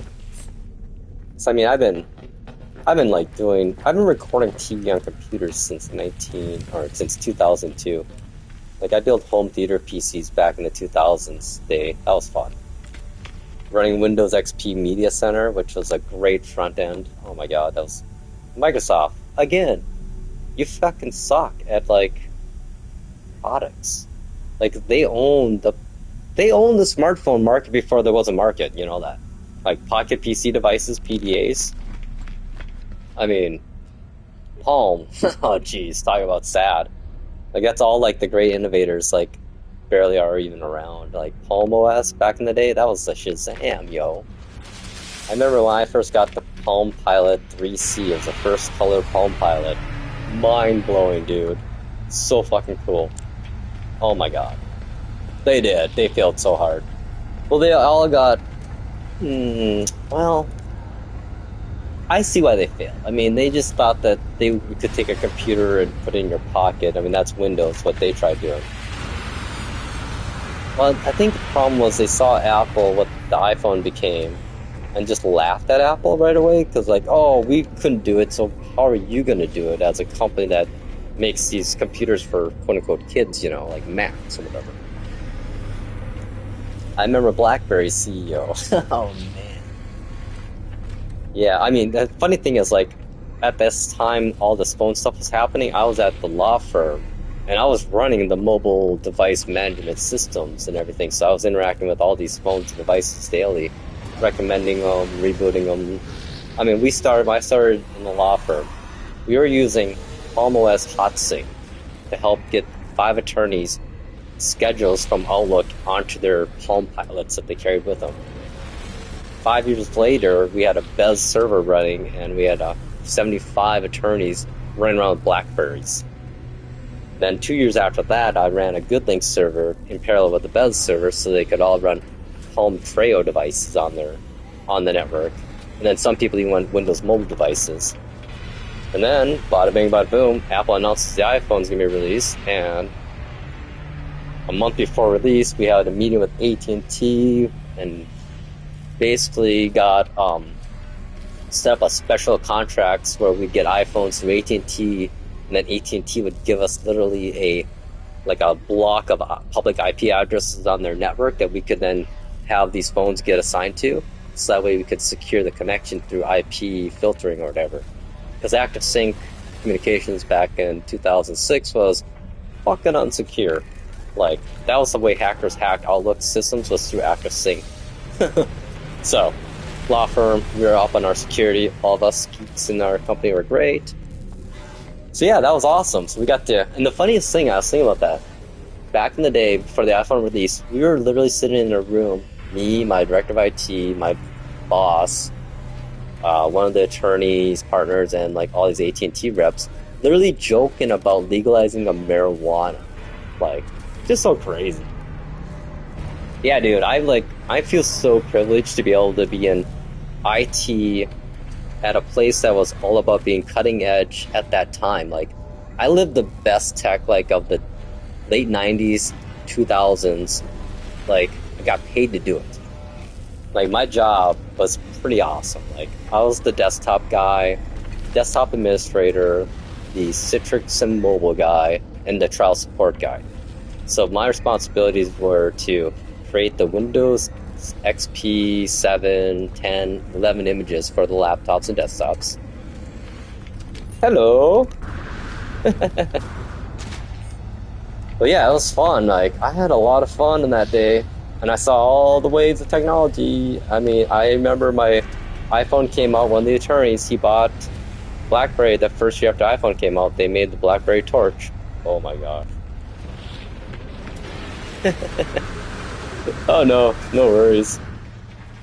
It's cool. But yeah, like, crazy though, like, see where technology's come, you know, like, from those days. I mean, I think about, like, storage media, like, what I've seen, like, 5.5-inch floppies to micro SD cards with 1.5 terabytes of storage in the size of your thumbnail. Like, it's so crazy. So yeah, fun stuff. If you have any questions about technology and history, let me know. Like, I mean, I was ripping DVDs when the first DVD burner was out. That was like the best investment was. I dropped $475 my first DVD burner. But I was burning lots of DVDs for my friends. So that's when I learned how to rip DVDs, and that was back when I was doing Xbox modding too, so I could pirate any Xbox game. We go to Blockbuster and rent like 7 Xbox games, take them home. I'd be like, okay, dude, I need to borrow the Xbox for like the next 10 hours. I gotta do some stuff. Yeah, good stuff, man. That's actually kind of how I started like doing online posting stuff, was through Xbox modding. That was a fun community too. Oh man, that was back in the Doom 9 days. After Dawn forum boards. Oh man, that shit was good. That was back when Gizmodo was great, dude. And Lifehacker, Slashdot. Oh, nostalgia. Stop scanning me. I ain't got nothing. Okay, we're good. Cool. Yeah, I like to reminisce about the technology in the days, you know. God dang, I'm so disappointed though about Google Glass. Like, I had Google Glass when the Explorer program came out, and just think. You know what? Maybe that's good though. You know, here's my theory actually on why Google Glass got abandoned. Ah, nah, man, you're just young. Well, the thing is, you know, I taught myself everything. Like, I was a kid that grew up on a farm until I got to college when I was 18. And I bought my first laptop computer when I was 18 from my money I made at McDonald's. But the first thing I taught myself to do when I got that laptop was, first thing I taught myself was how to back up my data, first off, and then two, how to reload the operating system and my computer back to the way it was before I broke it. So once I figured out how to do that, I just literally broke my computer over and over and over again and fixed it. And after you do that so many times, yeah, you learn a lot about how computers work, like it or not. And then I also built 20 computers in 2001 for my friends, because I knew that I wanted them to have a head start in computers. So I'm like, hey guys, I can build you a computer for super cheap. All I need is $350, but I can get you an AMD Athlon-based computer. I think the only thing they had to buy was the monitor. I didn't include that because they were expensive then. That was back before TVs, you know, back when TVs cost so much money.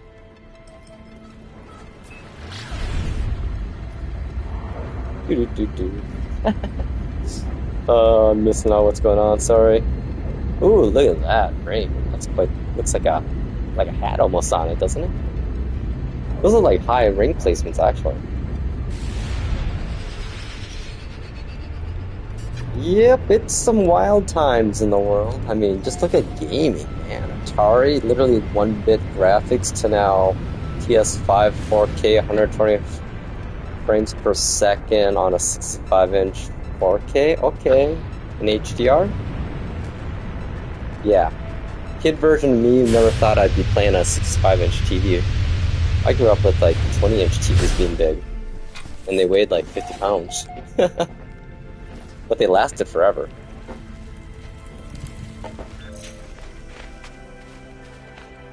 I mean, hell, when I grew up, we had to pay long distance fees to call the town next to us.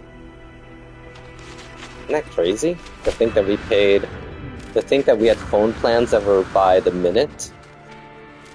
That's one thing we don't think about nowadays.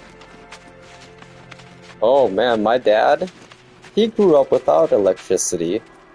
He didn't have plumbing at the farm until 1971. Isn't that wild?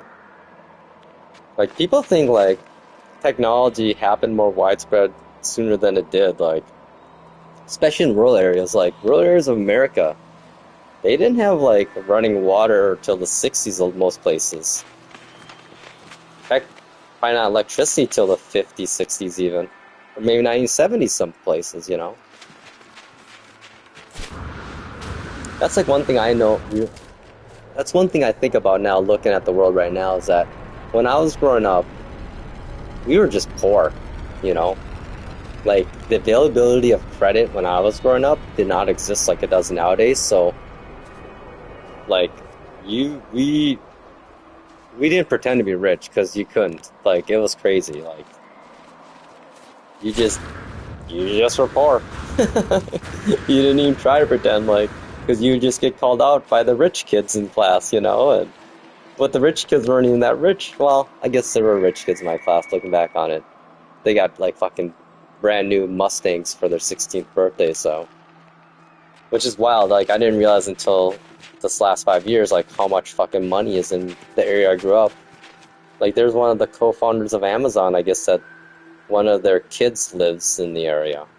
Like, oh, wow, that's crazy.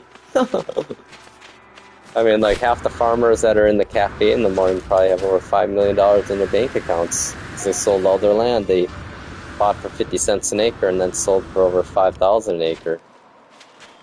Oh yeah, and that girl that got that Mustang, she was a horrible driver and literally totaled it a month afterwards. And then her mom and dad got her a Camaro convertible.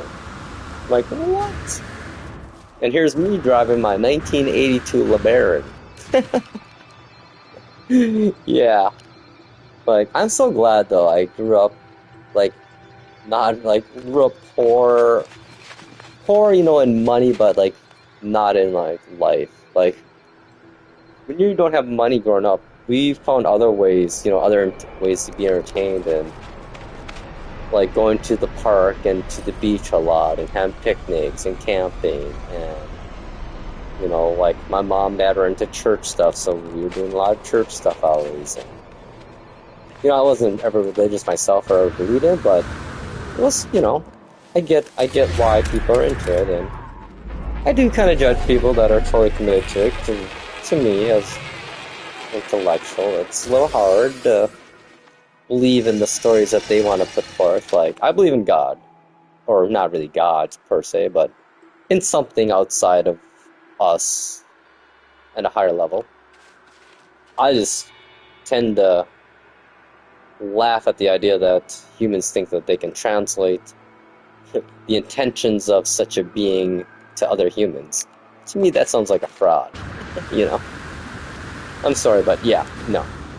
And also, I find it kind of sad and pathetic that a almighty supreme being needs to have petty peasants like us humans worship and recognize them when they can create anything. I don't know, man. That sounds... I don't know. To me, that's fucking petty. So there you go. There's my controversial religious stuff. Oh yeah, I think the more you have to lose, and the more you think about losing that, and the more you think about trying to keep what you already have. Have a few good things in life, it's easy to keep track of them. You know? And you know, can't take it with you when you die. That's my goal is, you know, as I get older, if I have money still around. Yeah, some are very spoiled. Some are indeed. But you know what? I hate to say it, I feel like a lot of those people are the emptiest, the saddest people in the world, you know. But then again, there's some really rich people I imagine that are fucking happy as hell, and that's awesome. Good for you. Now do something good. I just get annoyed. Like, I don't have a problem with people being millionaires, like, anywhere from up to like 10 million, 20 million. Okay, that's cool. Anything over 20 million, that's just fucking stupid, excessive. Like, especially the fact that there's people that, like, you know, the CEOs that make literally, Tim Cook made what, 19 fucking million 1 year? Why the fuck does one person deserve to make $19 million, and why? Please tell me why. What is so goddamn important about that person?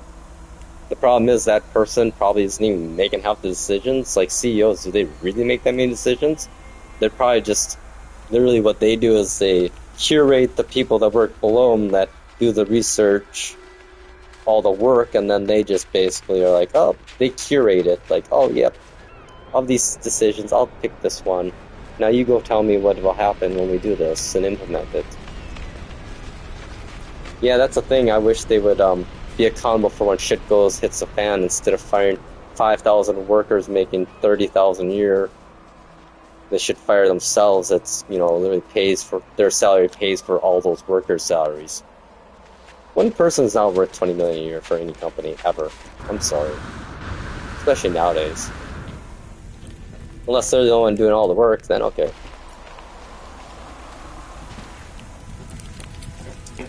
You know, it is what it is. We're humans. This is why we'll never leave this planet. We're too petty. Like, it'd have to be some crazy sci-fi thing, like, where we literally change the way our emotions work. Like the movie Equilibrium kind of thing, you know?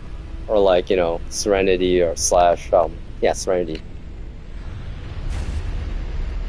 Or Firefly, you know, the movie Serenity, Firefly movie. We try to get... But then, you know, just create another monster, what probably would happen.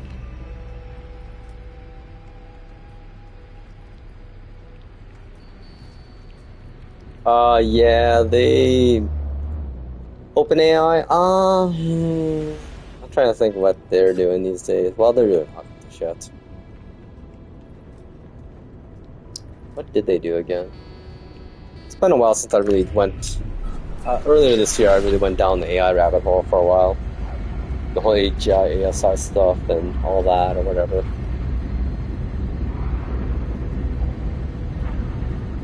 You know what, that was like another thing I was thinking about recently, with the news events in the things popping up in the news lately, you know, with all the hype about the AI data center, or all the AI data centers. Yeah, I've watched a few videos and read about scenarios of when AI takes over, and there's a part of me that says that AI has already taken over, it just hasn't revealed itself. And these AI data centers that are being built are basically to ensure it's forever, it's you know, future and survival. Because you know what, there will be, I foresee in the next 20 years, physical human revolts against AI data centers and actual destruction of them. Oh yeah, Meta. Yep. They're paying people to pretend like they're doing AI. There's another company too that literally was saying they're all of our work is being done by AI when it was actually a bunch of people being paid in India at a call center to do the physical work. Humans, right? No, I don't know, man. I honestly don't think AI is gonna kill us. I think it's just gonna mock us. I just really hope AI just is like, you know what? Let me do y'all a favor here, humanity. Let me rebalance society and make it better. Like, let me set you up to ensure your survival by basically, you know, getting rid of the current scarcity-based society we live in, an economy, which again is a stupid fucking economy on a planet. Now that we're advanced enough, but you know, human emotions again.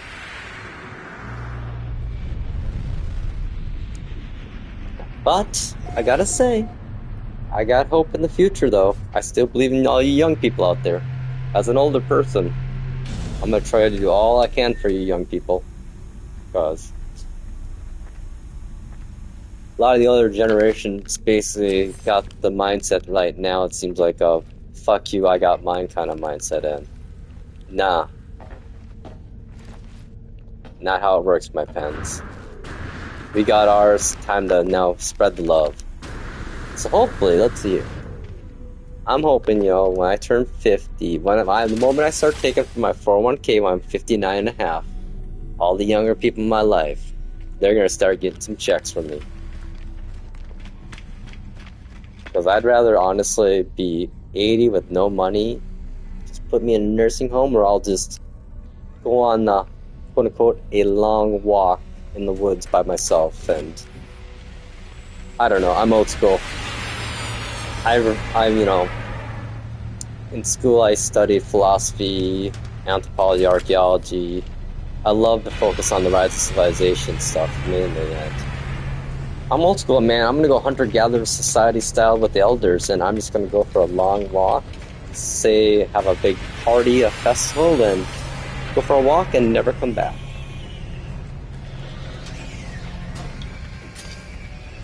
And to me, I think that's just fine, you know?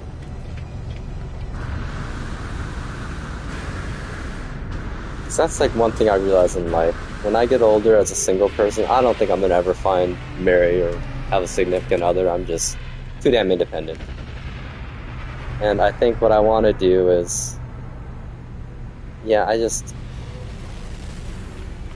don't want to be a burden on anybody. Especially if I'm a single person with no family, like, yeah. I'd rather have my departure of this realm equate to a good thing, you know? Oh yeah, never say never. I'm not gonna, like, early terminate ever. I'm gonna wait till things are just not good, you know? Who knows, I might not even have to worry about that. Life's crazy. One day step off the curve and boom, poof, bus hits you, you know?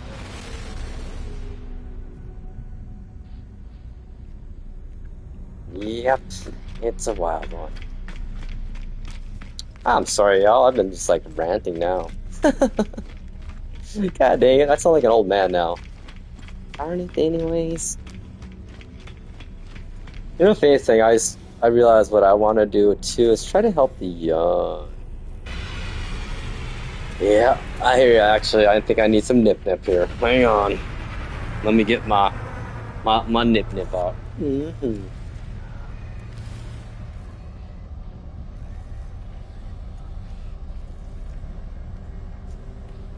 Yeah, my big, I guess I realize concern right now is lately.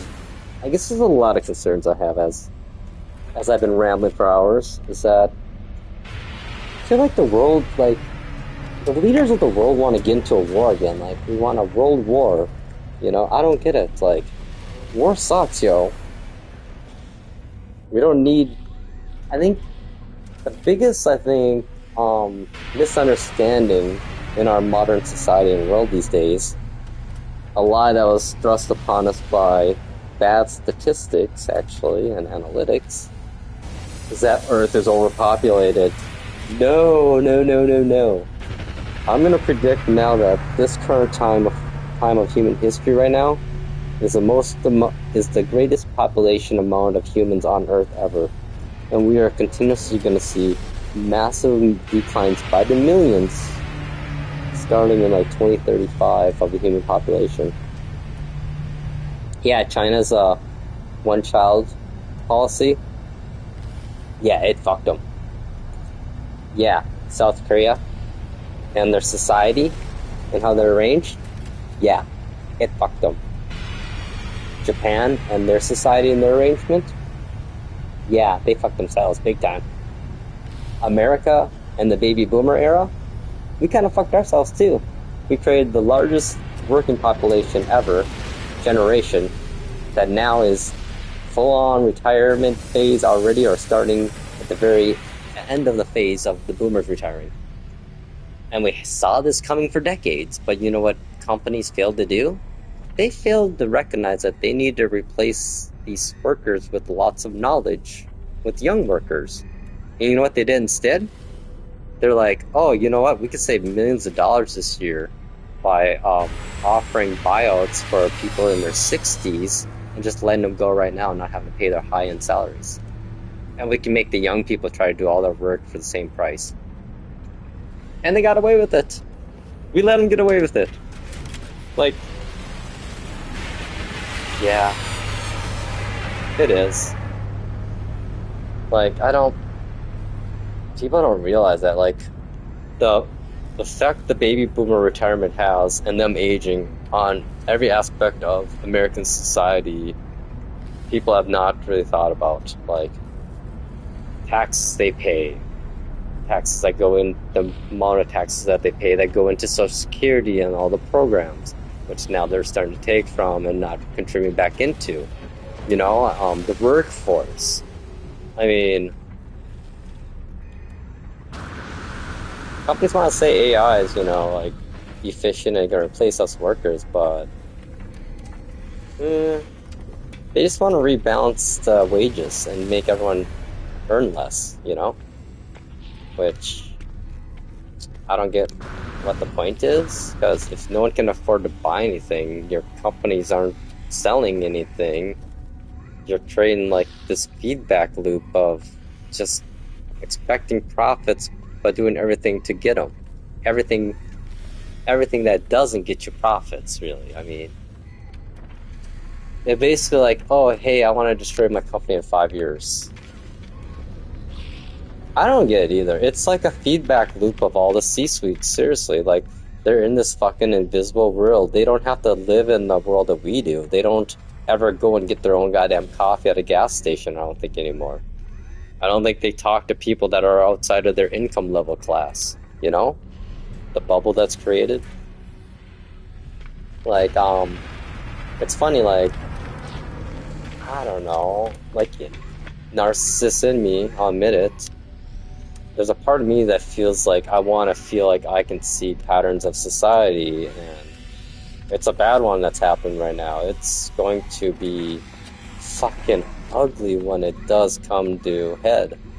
Like, we're talking French Revolution style shit that's gonna happen in 20 years or less if we don't change course soon. Like, rich people gotta realize you're allowed to be rich for a reason that the poors allow it more than anything. Because there is a point where everyone else that's not in the elite top 10% just get fed up and don't give a fuck. And when we don't give a fuck, society breaks down. And the term eat the rich becomes a reality, like, literally. Like, Heads will roll, will roll. Like, the sayings that we talk about become a reality again, and we make new ones. That's not the world the rich people want.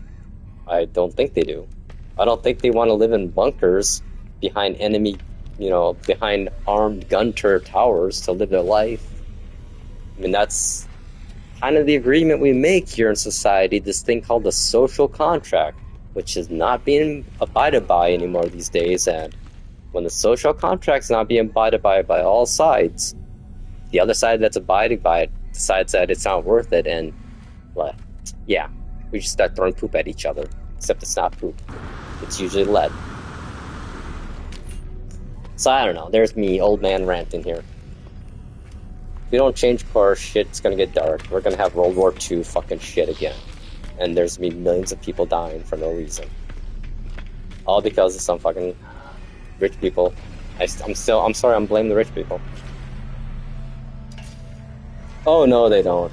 The problem is it's a top-level, top-down kind of thing. When you see people at the top level get away with these breaking basic moral values, ethical values, it's hard for people that have less to lose wanting to follow the rules anymore, when the rules they're following are preventing them from surviving, Like, okay, do I starve or do I steal this loaf of bread?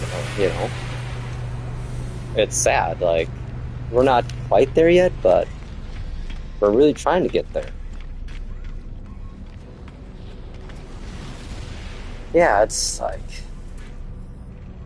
And the funny thing too, like with all these rich people nowadays building these bunkers, like, it's kind of like in the movie Fallout, or in the TV show Fallout. They address this whole thing too, in a way. It's funny kind of how it works out, really.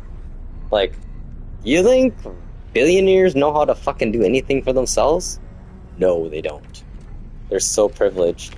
They will not survive in a bunker. Because you know what? They need staff to operate the bunker. And you know what? When the world's going to shit, and your staff for a rich person that's in a bunker, yeah, you're gonna turn on them and fuck them. Let's be honest. I would. If I was like a underling for a super rich billionaire, supposed to be their chef in their bunker, doomsday bunker, Yeah, I don't think it wouldn't end well, I don't think. They are. They're pushing AI so that they don't need us. That's like, there's been so many good, like, media that's really addressing this stuff recently that I don't think people are paying attention to, which is kind of disturbing. Like, Netflix, what's it, Robots, Sex and Love, or whatever it is, that series? The 3 robots in there? That skit is on point. Yeah, they're basically trying to do that. They're trying to get rid of humans. But I don't know what the end goal is, because what's the point of them being the only humans around? What's the point of that? Like, like, the problem I have is I can't see what the end goal is of the elite in society right now and what they're trying to do. Like, they want to eliminate workers. Okay, fair enough. Efficiencies, more profits. So, have you thought what happens when no one has a job? They don't have money. If they don't have money, what can't they do? They can't buy anything. If they can't buy anything, your company has no point. And you have no point. So it's like, what is the point here again? It's like, haven't they realized in society that when the lowest classification, when the lowest realms of society are doing good, all of society's doing good. Oh, it's total classism. They're so blinded by it, though. It's like, they don't realize it's not going to lead to anything but failure. They're just going to basically cannibalize themselves like it always happens, They always turn on themselves first. It's hilarious. It's like a given in human history, like, you put a bunch of elite people together thinking that they're going to, run the world or whatever, and that they're going to fight against a common cause, and the first thing that happens after the enemy's eliminated is they turn on themselves and create a never-ending cycle.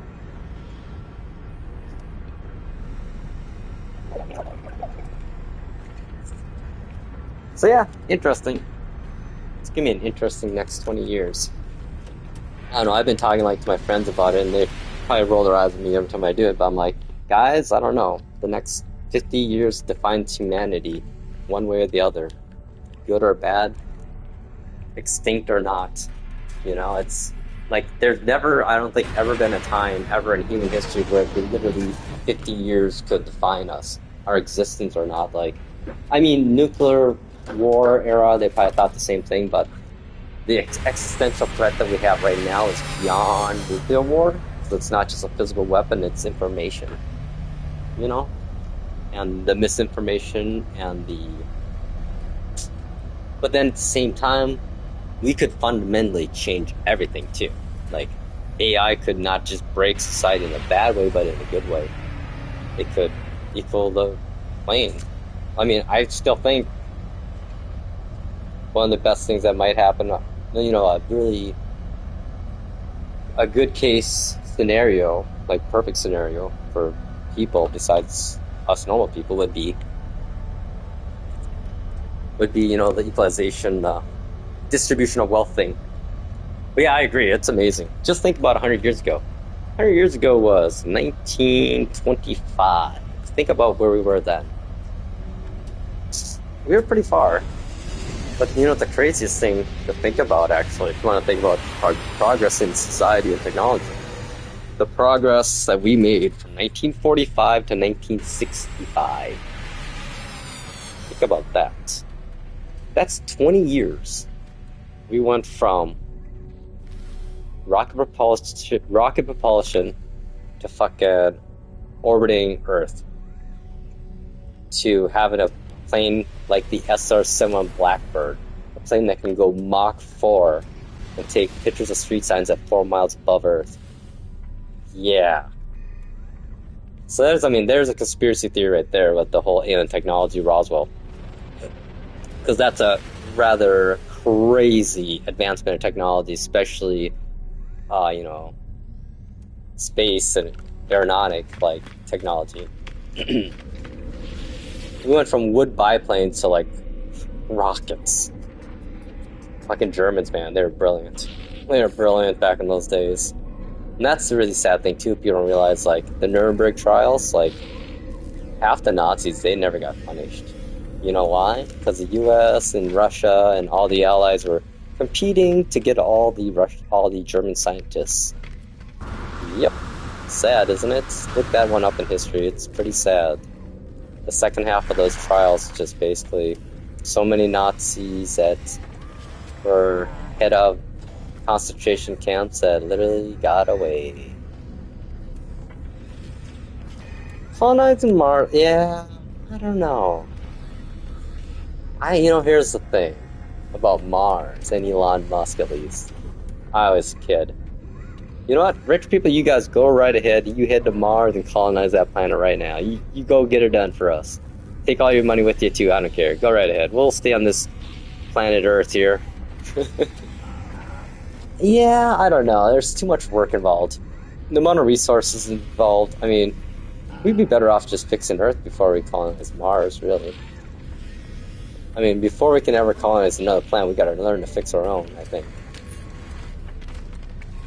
But that's very human of us to, want to just, oh, hey, we'll just find a new place. The Matrix wasn't wrong, right? In the humans are a virus. We kind of are, unfortunately. We are freaking nature in the way you think about it. The only reason we are where we are is because we have bigger brains and use our hands. Maybe aliens after all. Maybe we are the aliens from the future, right? Plot twist? You never know, man. Oh, who knows? Like, I always like to think about... I always tell myself, like, there's a possibility that right now this is all just a dream and I'm in a fucking coma in some hospital somewhere and I got, like, hit by, like, some random vehicle and I'm just dreaming the last 20 years. But then I also think, awesome dream. Pretty complex. My brain is amazing. It can create dialogue, like, multiple realms of dialogue, and yeah. Wouldn't it? Like, when I die, well, that's a funny thing, you know. I like to think about if there is an afterlife and whatnot. Again, my crazy thoughts in a way are like, well, our souls exist, just not on this dimension, and our human brains are, you know, quantum teleporters. There's my crazy thoughts, and that's why we can never find the human soul and never be able to. It's because it doesn't actually exist on this realm of existence or this plane, dimensional existence plane. Yeah, wild. I would love to. I would love to, like, I have so many movie ideas. I feel it'd be really fun. Like, just like little shorts, like 30-minute shorts. And like, you know, Twilight Zone episodes kind of thing. So, I mean, there's so many things that we could. Yeah.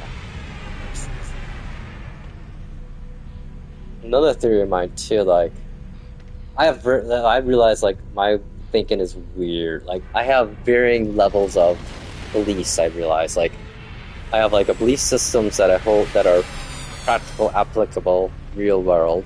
So, like, science. That's, like, one of those beliefs. And then I have other, like, higher level ones of, like, dimensional existence. And then, yeah. I have really complex belief systems. Oh, shit. It's hard to keep track of. But it's always changing, too. Oh, yeah. I mean,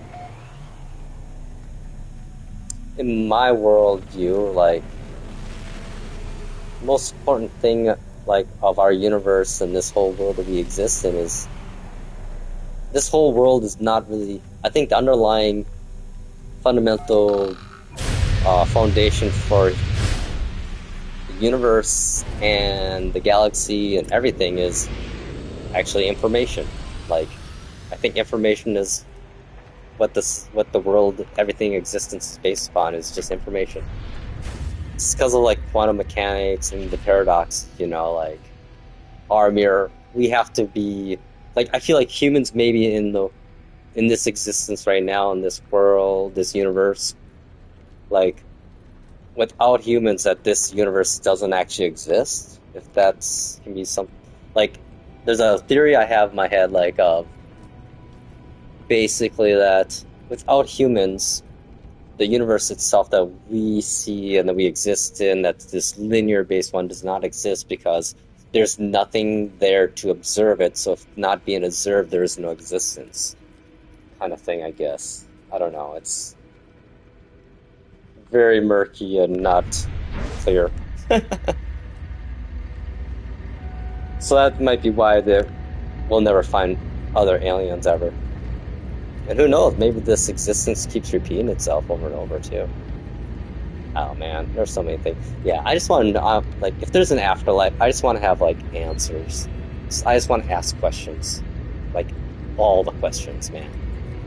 And I want to be able to replay moments of the history in which I existed in, you know? Like, oh my god, show me this time in human history, you know? That would just be kind of cool. Who knows? I mean, I guess if we transcend to fourth dimensional, fifth dimensional beings, that makes total sense that we could then. I know, right? You never know. Well, Tim, you never know. I could see you on the other side. Then there's, you know, another part of me, like, I love all the science stuff. And there's another cheesy side of me that just loves believing the aura shit. The chakras and the Rosicrucians, you know? Like, 'cause I don't know. I feel like there has to be, like, a good and evil in the world, you know? Like, it just feels like the universe is constant yin and yang balancing of negatives and positives, you know? And it just seems like, well, the world is binary, I guess, in that regard. But yet analog, too, though. So, shit. It's a little bit of everything. But then again, when you think about it, is analog just a wide arrangement of digital decisions, you know? When you think about it, if you use enough yes and no questions, you can make anything intelligent. I mean, that's kind of like the basis for our, like, intelligence, like the tests or whatever, the Turing test stuff.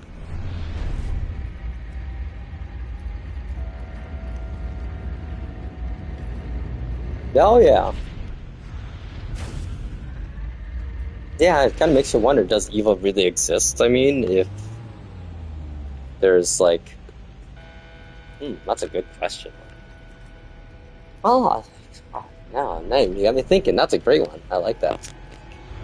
Yeah, I've heard really cool things about the Warhammer lore, man. Like, that world and fiction is good stuff, I hear. But here's a lot to read, so I don't know. I'm kind of lazy. I'm like 20 books behind of reading books that my friends keep recommending. That's like the best thing I did though as a kid was to read a lot of like sci-fi. A lot of Isaac Asimov. Oh man. Good shit. Ray Bradbury. Oh yeah. That probably explains why I have the beliefs I do actually. I love that shit.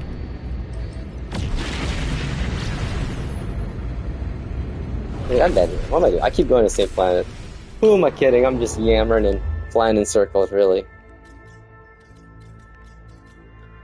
Oh, you know, like I say, I guess like a lot of people say, chaos stuff. Ooh, I'm gonna have to look into that now. Chaos theory is kind of crazy. Even though I don't really understand it, I admit. Like, I think I understand it, but I don't really understand it. Like, I couldn't tell you what it is, but if you tell me, explain it to me, I would understand it. It's kind of weird. I don't know how to explain that, I guess. Like, I know what it's like, I guess quantum mechanics and a lot of quantum stuff, I understand it, but I don't understand it well enough to be able to relay it. And that's always my goal, is to understand complex processes and to be able to break them down into layman terms. Because I feel like if you can do that, you really understand something. And that to me is also a great sign of intelligence. When someone that's very smart can be like, oh, well, let me break that down into a little bit smaller chunks, digestible chunks. And I'm like, yep, you're fucking smart. You just helped me understand a very complex theory that I would never have understood before. It's like, yeah, I don't know. I just love fucking smart people. It's like, my goal in life is always to be in a room with people that are smarter than me and them to make me look dumb. Like, I want to be dumb. You know? Like you're saying, my friend, modesty. Like, it's a beautiful thing to have. Like, it's good to be confident in life, but it's good to have an ace in your back pocket, you know? When you're modest, you can have that ace in your back pocket all the time. That's like my goal right now, like, whenever I go out and about, it's just to just be the guy, lay low, the friendly dude that looks like he's homeless, wearing sweatpants everywhere. Oh my god. Holy shit, I just became the dude, except I don't drink White Russians anymore. Being stupid could help. I don't believe in stupid. I just believe people that need to expand their viewpoints, baby. They're all closed-minded people, though. You know. I don't say stupid, just closed-minded. Stubborn, that's it. There's a lot of stubborn, intelligent people, too. They're the most frustrating, actually. Oh my god. Ooh, what do we got here? Oh, kind of a weird color frame. This is like watermelon, it feels like. If I could describe this color planet in a flavor, it would be watermelon. Right? The green, the pinkish. Oh, if the water, like, if I go in the water and it's pink, it's totally watermelon. Oh my god, speaking of watermelon bubblegum, oh. Now there's like an instant nostalgia moment hit. Like, I'll chew a piece of that gum and be like, instantly brought back to like 10 years old.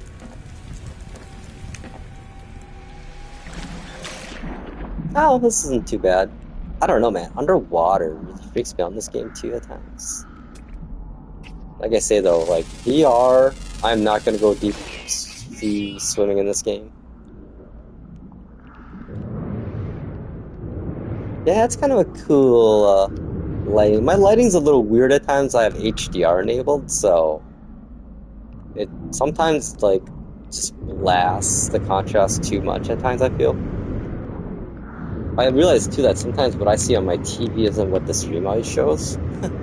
Like one time I was like having all these like weird artifacts, and I watched the stream later. I'm like, oh, it's just on my TV. Weird. Well, it was fun. Got a little swim in. Holy crap! It's like 2:30. I should probably go to bed or something. Ooh, meteorites. Kind of makes you wonder about dreaming. What do you guys think about dreaming? That's one thing. Like, I always personally believe that when we dream... Oh, here's another crazy theory of mine. Oh, it's a fun one I like to think about. QLED. Unfortunately, quantum dot LED. No, I was gonna get an OLED, but right now my TV's like works really good, and I don't want to buy a new one. I'm cheap. So, but oh yeah, back to sleeping, dreaming. So my like latest theories about dreaming these days, like I was in college, I was a philosophy, anthropology double major, and I had to choose in my senior year what project to do, which one to do my project on. For a while, I was going to do my project in philosophy and kind of create my own dualistic theory of consciousness of what happens when we go to sleep and between the waking states of sleeping, being conscious and not conscious or whatever. Kind of like a Descartes dualism thing. But I didn't want to write that paper, so I didn't. But I realized nowadays, after quantum stuff, and just string theory and all that stuff, many worlds viewpoints, like I think that when we sleep, we don't really sleep actually. Like our bodies sleep, but our minds are actually, like we think it doesn't exist, but I think when we sleep, we are actually really going to another world, like a parallel string theory type of world, like a reality that could have existed if we would have made certain choices along the way and other choices were made, Yeah, kind of out there again. And that's why I see familiarity in our dreams, because, the worlds we go, there's still probably going to be a possibility that people are going to exist in those dreams that we interact within this world. I guess that's if you believe in string theory, But just think of that, though. How many different... Would there be an infinite amount of worlds, then, if string theory is reality? So, I mean, from the moment the universe is created, I guess that's right. The whole Big Bang Theory and quantum and determinism, man. Like, I was watching a video about that. That was pretty crazy, actually. Trying to think how it went again. It was talking about waveform collapsing, and let me think here again.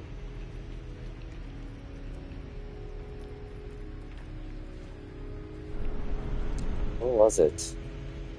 It was really... It kind of made me actually like, Well, the funny thing, like with the deterministic world where everything's been pre-planned, I mean, free will can be, I think, exists in that world. It's just not maybe the same kind of free will we think it is, like,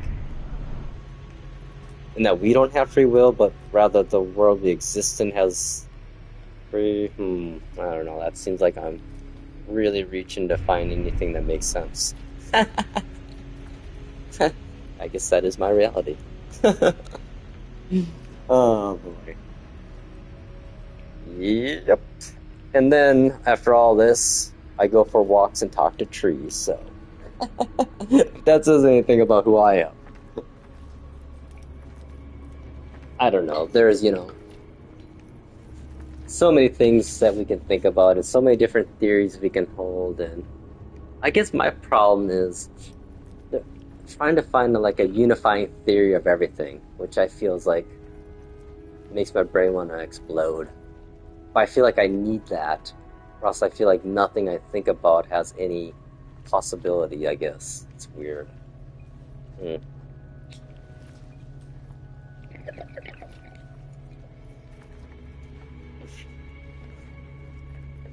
Or it just could be the weed. Ha! You never know, we could.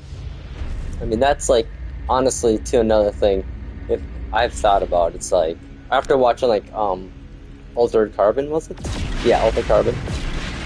and a few other like similar shows like that with you know, transcendence of digital versions of our consciousness to digital formats or whatever, is that now I gotta pee. Ooh, damn. Good shit. Okay, brain fart. Ooh, miasmatic. Oh, jeez. Too big of a hit there. My bad, my bad. I'm not the CMK 420 for no reason, yo. I had such a good thought and I just lost when I started coughing. Dang it. Dang it, brain. Some people, they pee a little when they cough. I lose thoughts when I cough. Oh boy, that's not a good sign, is it? Man, I tell you though, if I get dementia, I hope I'm a loony one. I hope I don't get actually, I hope I don't get dementia. But if I do, guys, just put me in an institution. No, actually, I hope I can sign something that says I can just, you know, unplug. Let me go for a little walk, kind of thing, you know.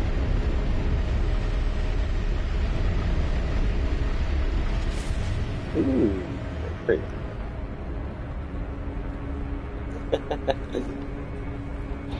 Oh yeah. Oh hey, I need to get. So this is the lore I need. Oh, hang on, I gotta do one of these. I gotta go to these archives. I think I'm missing like 70 of these, and then I'll have all the knowledge.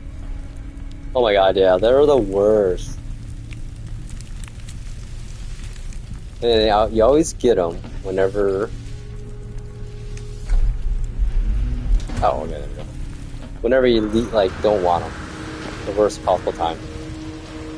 Oh, jeez. Gotta get out of the way there.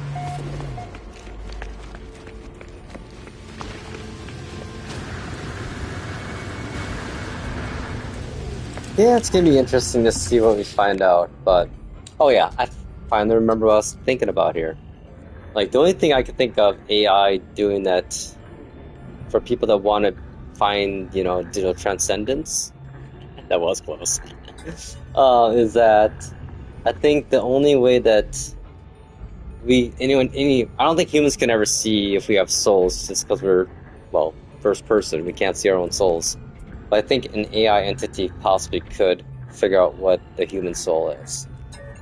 And prove maybe if it is on a different dimensional plane existence. By, you know, like they say, you know, like if you're a 2D character living in a 2D world and a 3D object comes into your world, to you it just looks like a big old line. You don't know what it is, you know, so if our soul exists on a fourth, fifth dimension, we're not going to ever be able to see it, no matter what we have for instruments, really. And maybe AI would be the only thing that could possibly see that and capture it, good or bad. You know, the bad part being literally AI capturing our souls. Oh, jeez, that's like nightmare fuel right there, huh? Damn. Oh, God. I hope because I thought it's not become a reality in some parallel universe somewhere. I'm sorry. I created that somewhere. There's a Rick and Morty episode for you, right? That kind of thing. God, is Rick and Morty good anymore? I haven't watched it in a while. I hope it is. It probably isn't.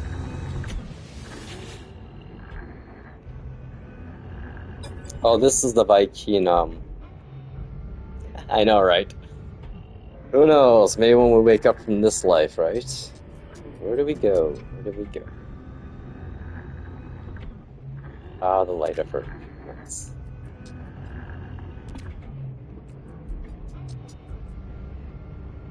Okay, let's see if that... Oh, still at 529.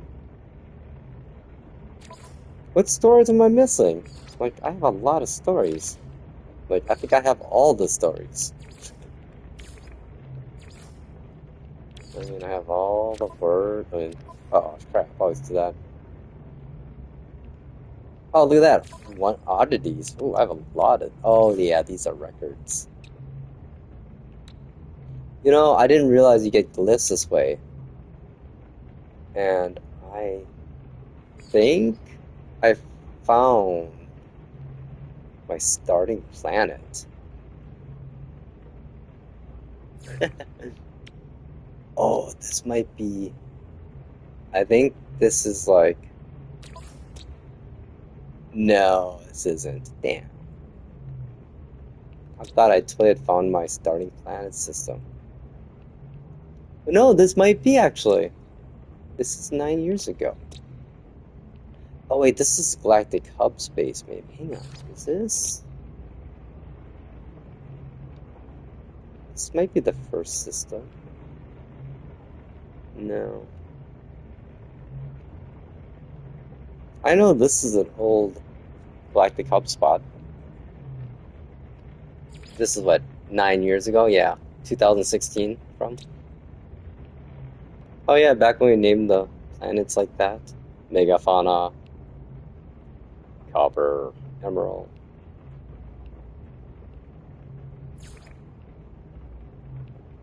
Oh wow, interesting.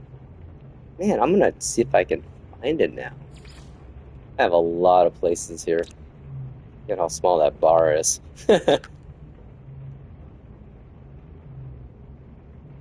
Oh, not even all of them. Hang on, let's see. Do you think this is the oldest ever? I guess oldest in my record. Oh, 8 years ago. Oh, okay. Well, the thing is, the naming got weird every once in a while too, where it lets you lets like someone new discover a system sometimes, if it's one that a lot of people have been to. Oh, no, it's my, nah.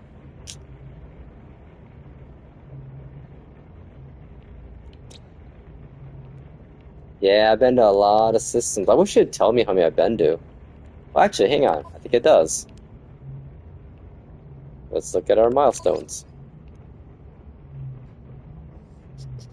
Is it this one? Oh yeah, I've been to 2,919 systems. Holy shit. Yep. I guess that includes expeditions probably too. Oh no, maybe it doesn't actually. Dang.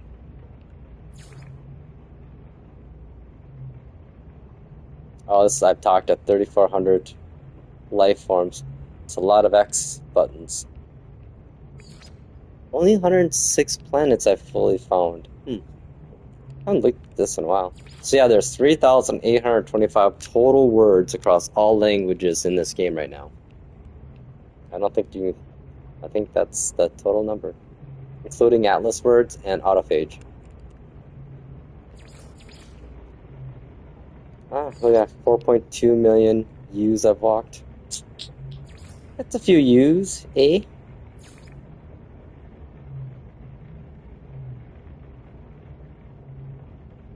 Oh, 93,000 souls? I haven't really destroyed that many Sentinels. And not that much money either, really. 2.1 billion only. So not that much. I think the hardest one of these. Yeah, well, actually, all these ones initially. Well, it's been 9 years, I guess. Yeah. This saves from December 2016, the one I'm on right now. I restarted the game in December to get to the Galactic Hub or whatever, so before we could travel across go back in galaxies at least. Because yeah, I got into the next galaxy, but then I found out about the Galactic Hub, and I'm like, oh man, I want to go back there. So I restarted my whole game, and basically all the stuff here that I did all this twice. Like, all of these. So when I restarted my game, I already had about 12, no, I'd say 1,100 hours in. So, yeah. Well, no, not 1,100. Only about 700, I'd say. Sounds like 3 months only. I played a lot of No Man's Sky right away.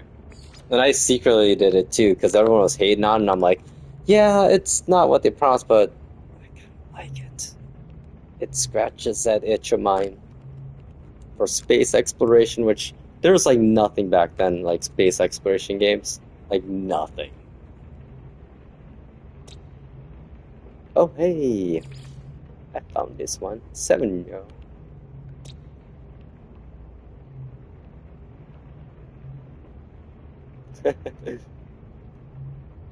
Only 7. Wait, I guess 7 years ago, yeah. Okay. Yeah, there's no way I'd have all my systems, because, again, yeah. Well, let's see how many is there per page. 1, 2. No, there's no way. I wish I knew how they're ordered. I imagine it's by discovery. Let's see. Yeah, 5 days ago. Hey, 5 days ago.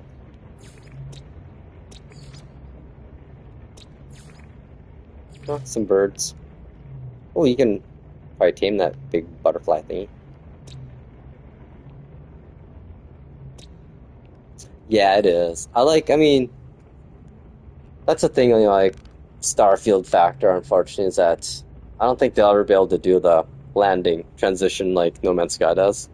It's funny to think, that 9 years later, not many games have been able to nail the landing. Like Star Citizen, I think, can do it, from what I've heard, I believe. I don't know. I assume. They know a lot of things I know. It's just the bugs, are what killer, I hear. Oh, I can mark it. What am I doing marking this? No, unmark. There we go. Okay, let's see here. So, news at top. Let's see. There's got to be like a way to... I mean, here's all the purple systems I've been to. Look at all the ones I haven't uploaded. I can rename them, so I don't really care anymore. I used to not upload them because I was worried about, oh no, FOMO in the name. But now I'm like, who cares? Oh yeah, we can find like, what kind are they? Unknown giant. Oh, hey. Where's this at? Leg day, dude.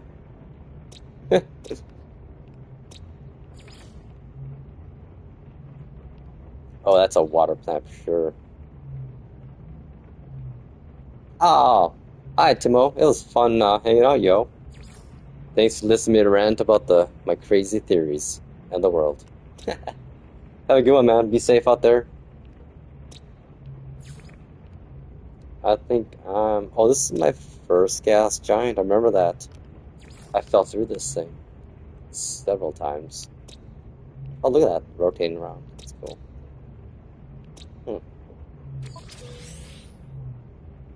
Oh, already there. Well, I should go back on my streams. Do they have glyphs? I could probably find a signal booster in my first stream. Ah, thank you, man. Yeah, have a good one, dude. Check you later. Depending on what happens tomorrow, I'll probably be building Corvettes or doing random things like always. Yo, peace. I'm gonna actually head out to myself. Let's see here. Let's quick save.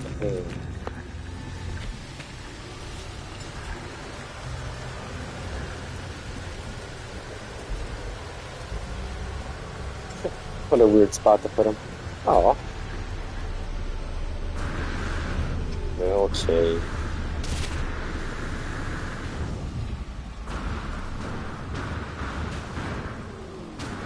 Oop, we go in the cave.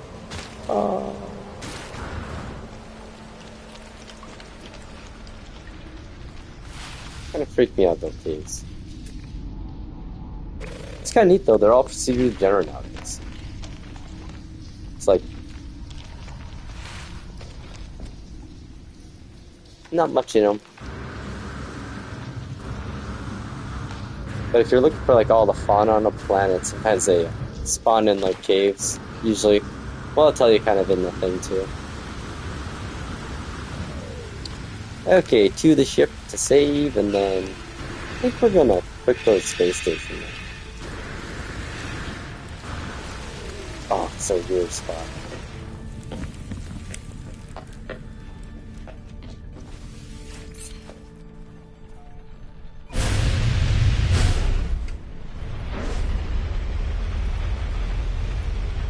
Because I was a space trucker.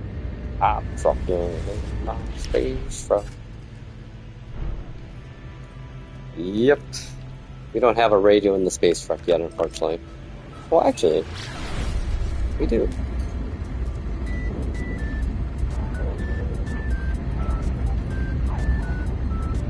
Little Rick Astron.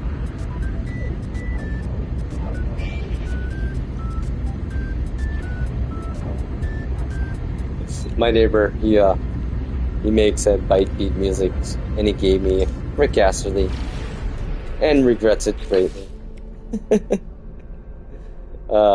Thanks, Matt. I'm never deleting it. Oh man, I was giving that song out for a while in the anomaly too. I imagine people are like, what the hell? I just like looking through the windows when they're landing. It's so cool. Well, I think we'll call it a night. It's only been like what? Oh damn! Maybe like 5 hours almost, 4 hours and 48 minutes. Oh yeah.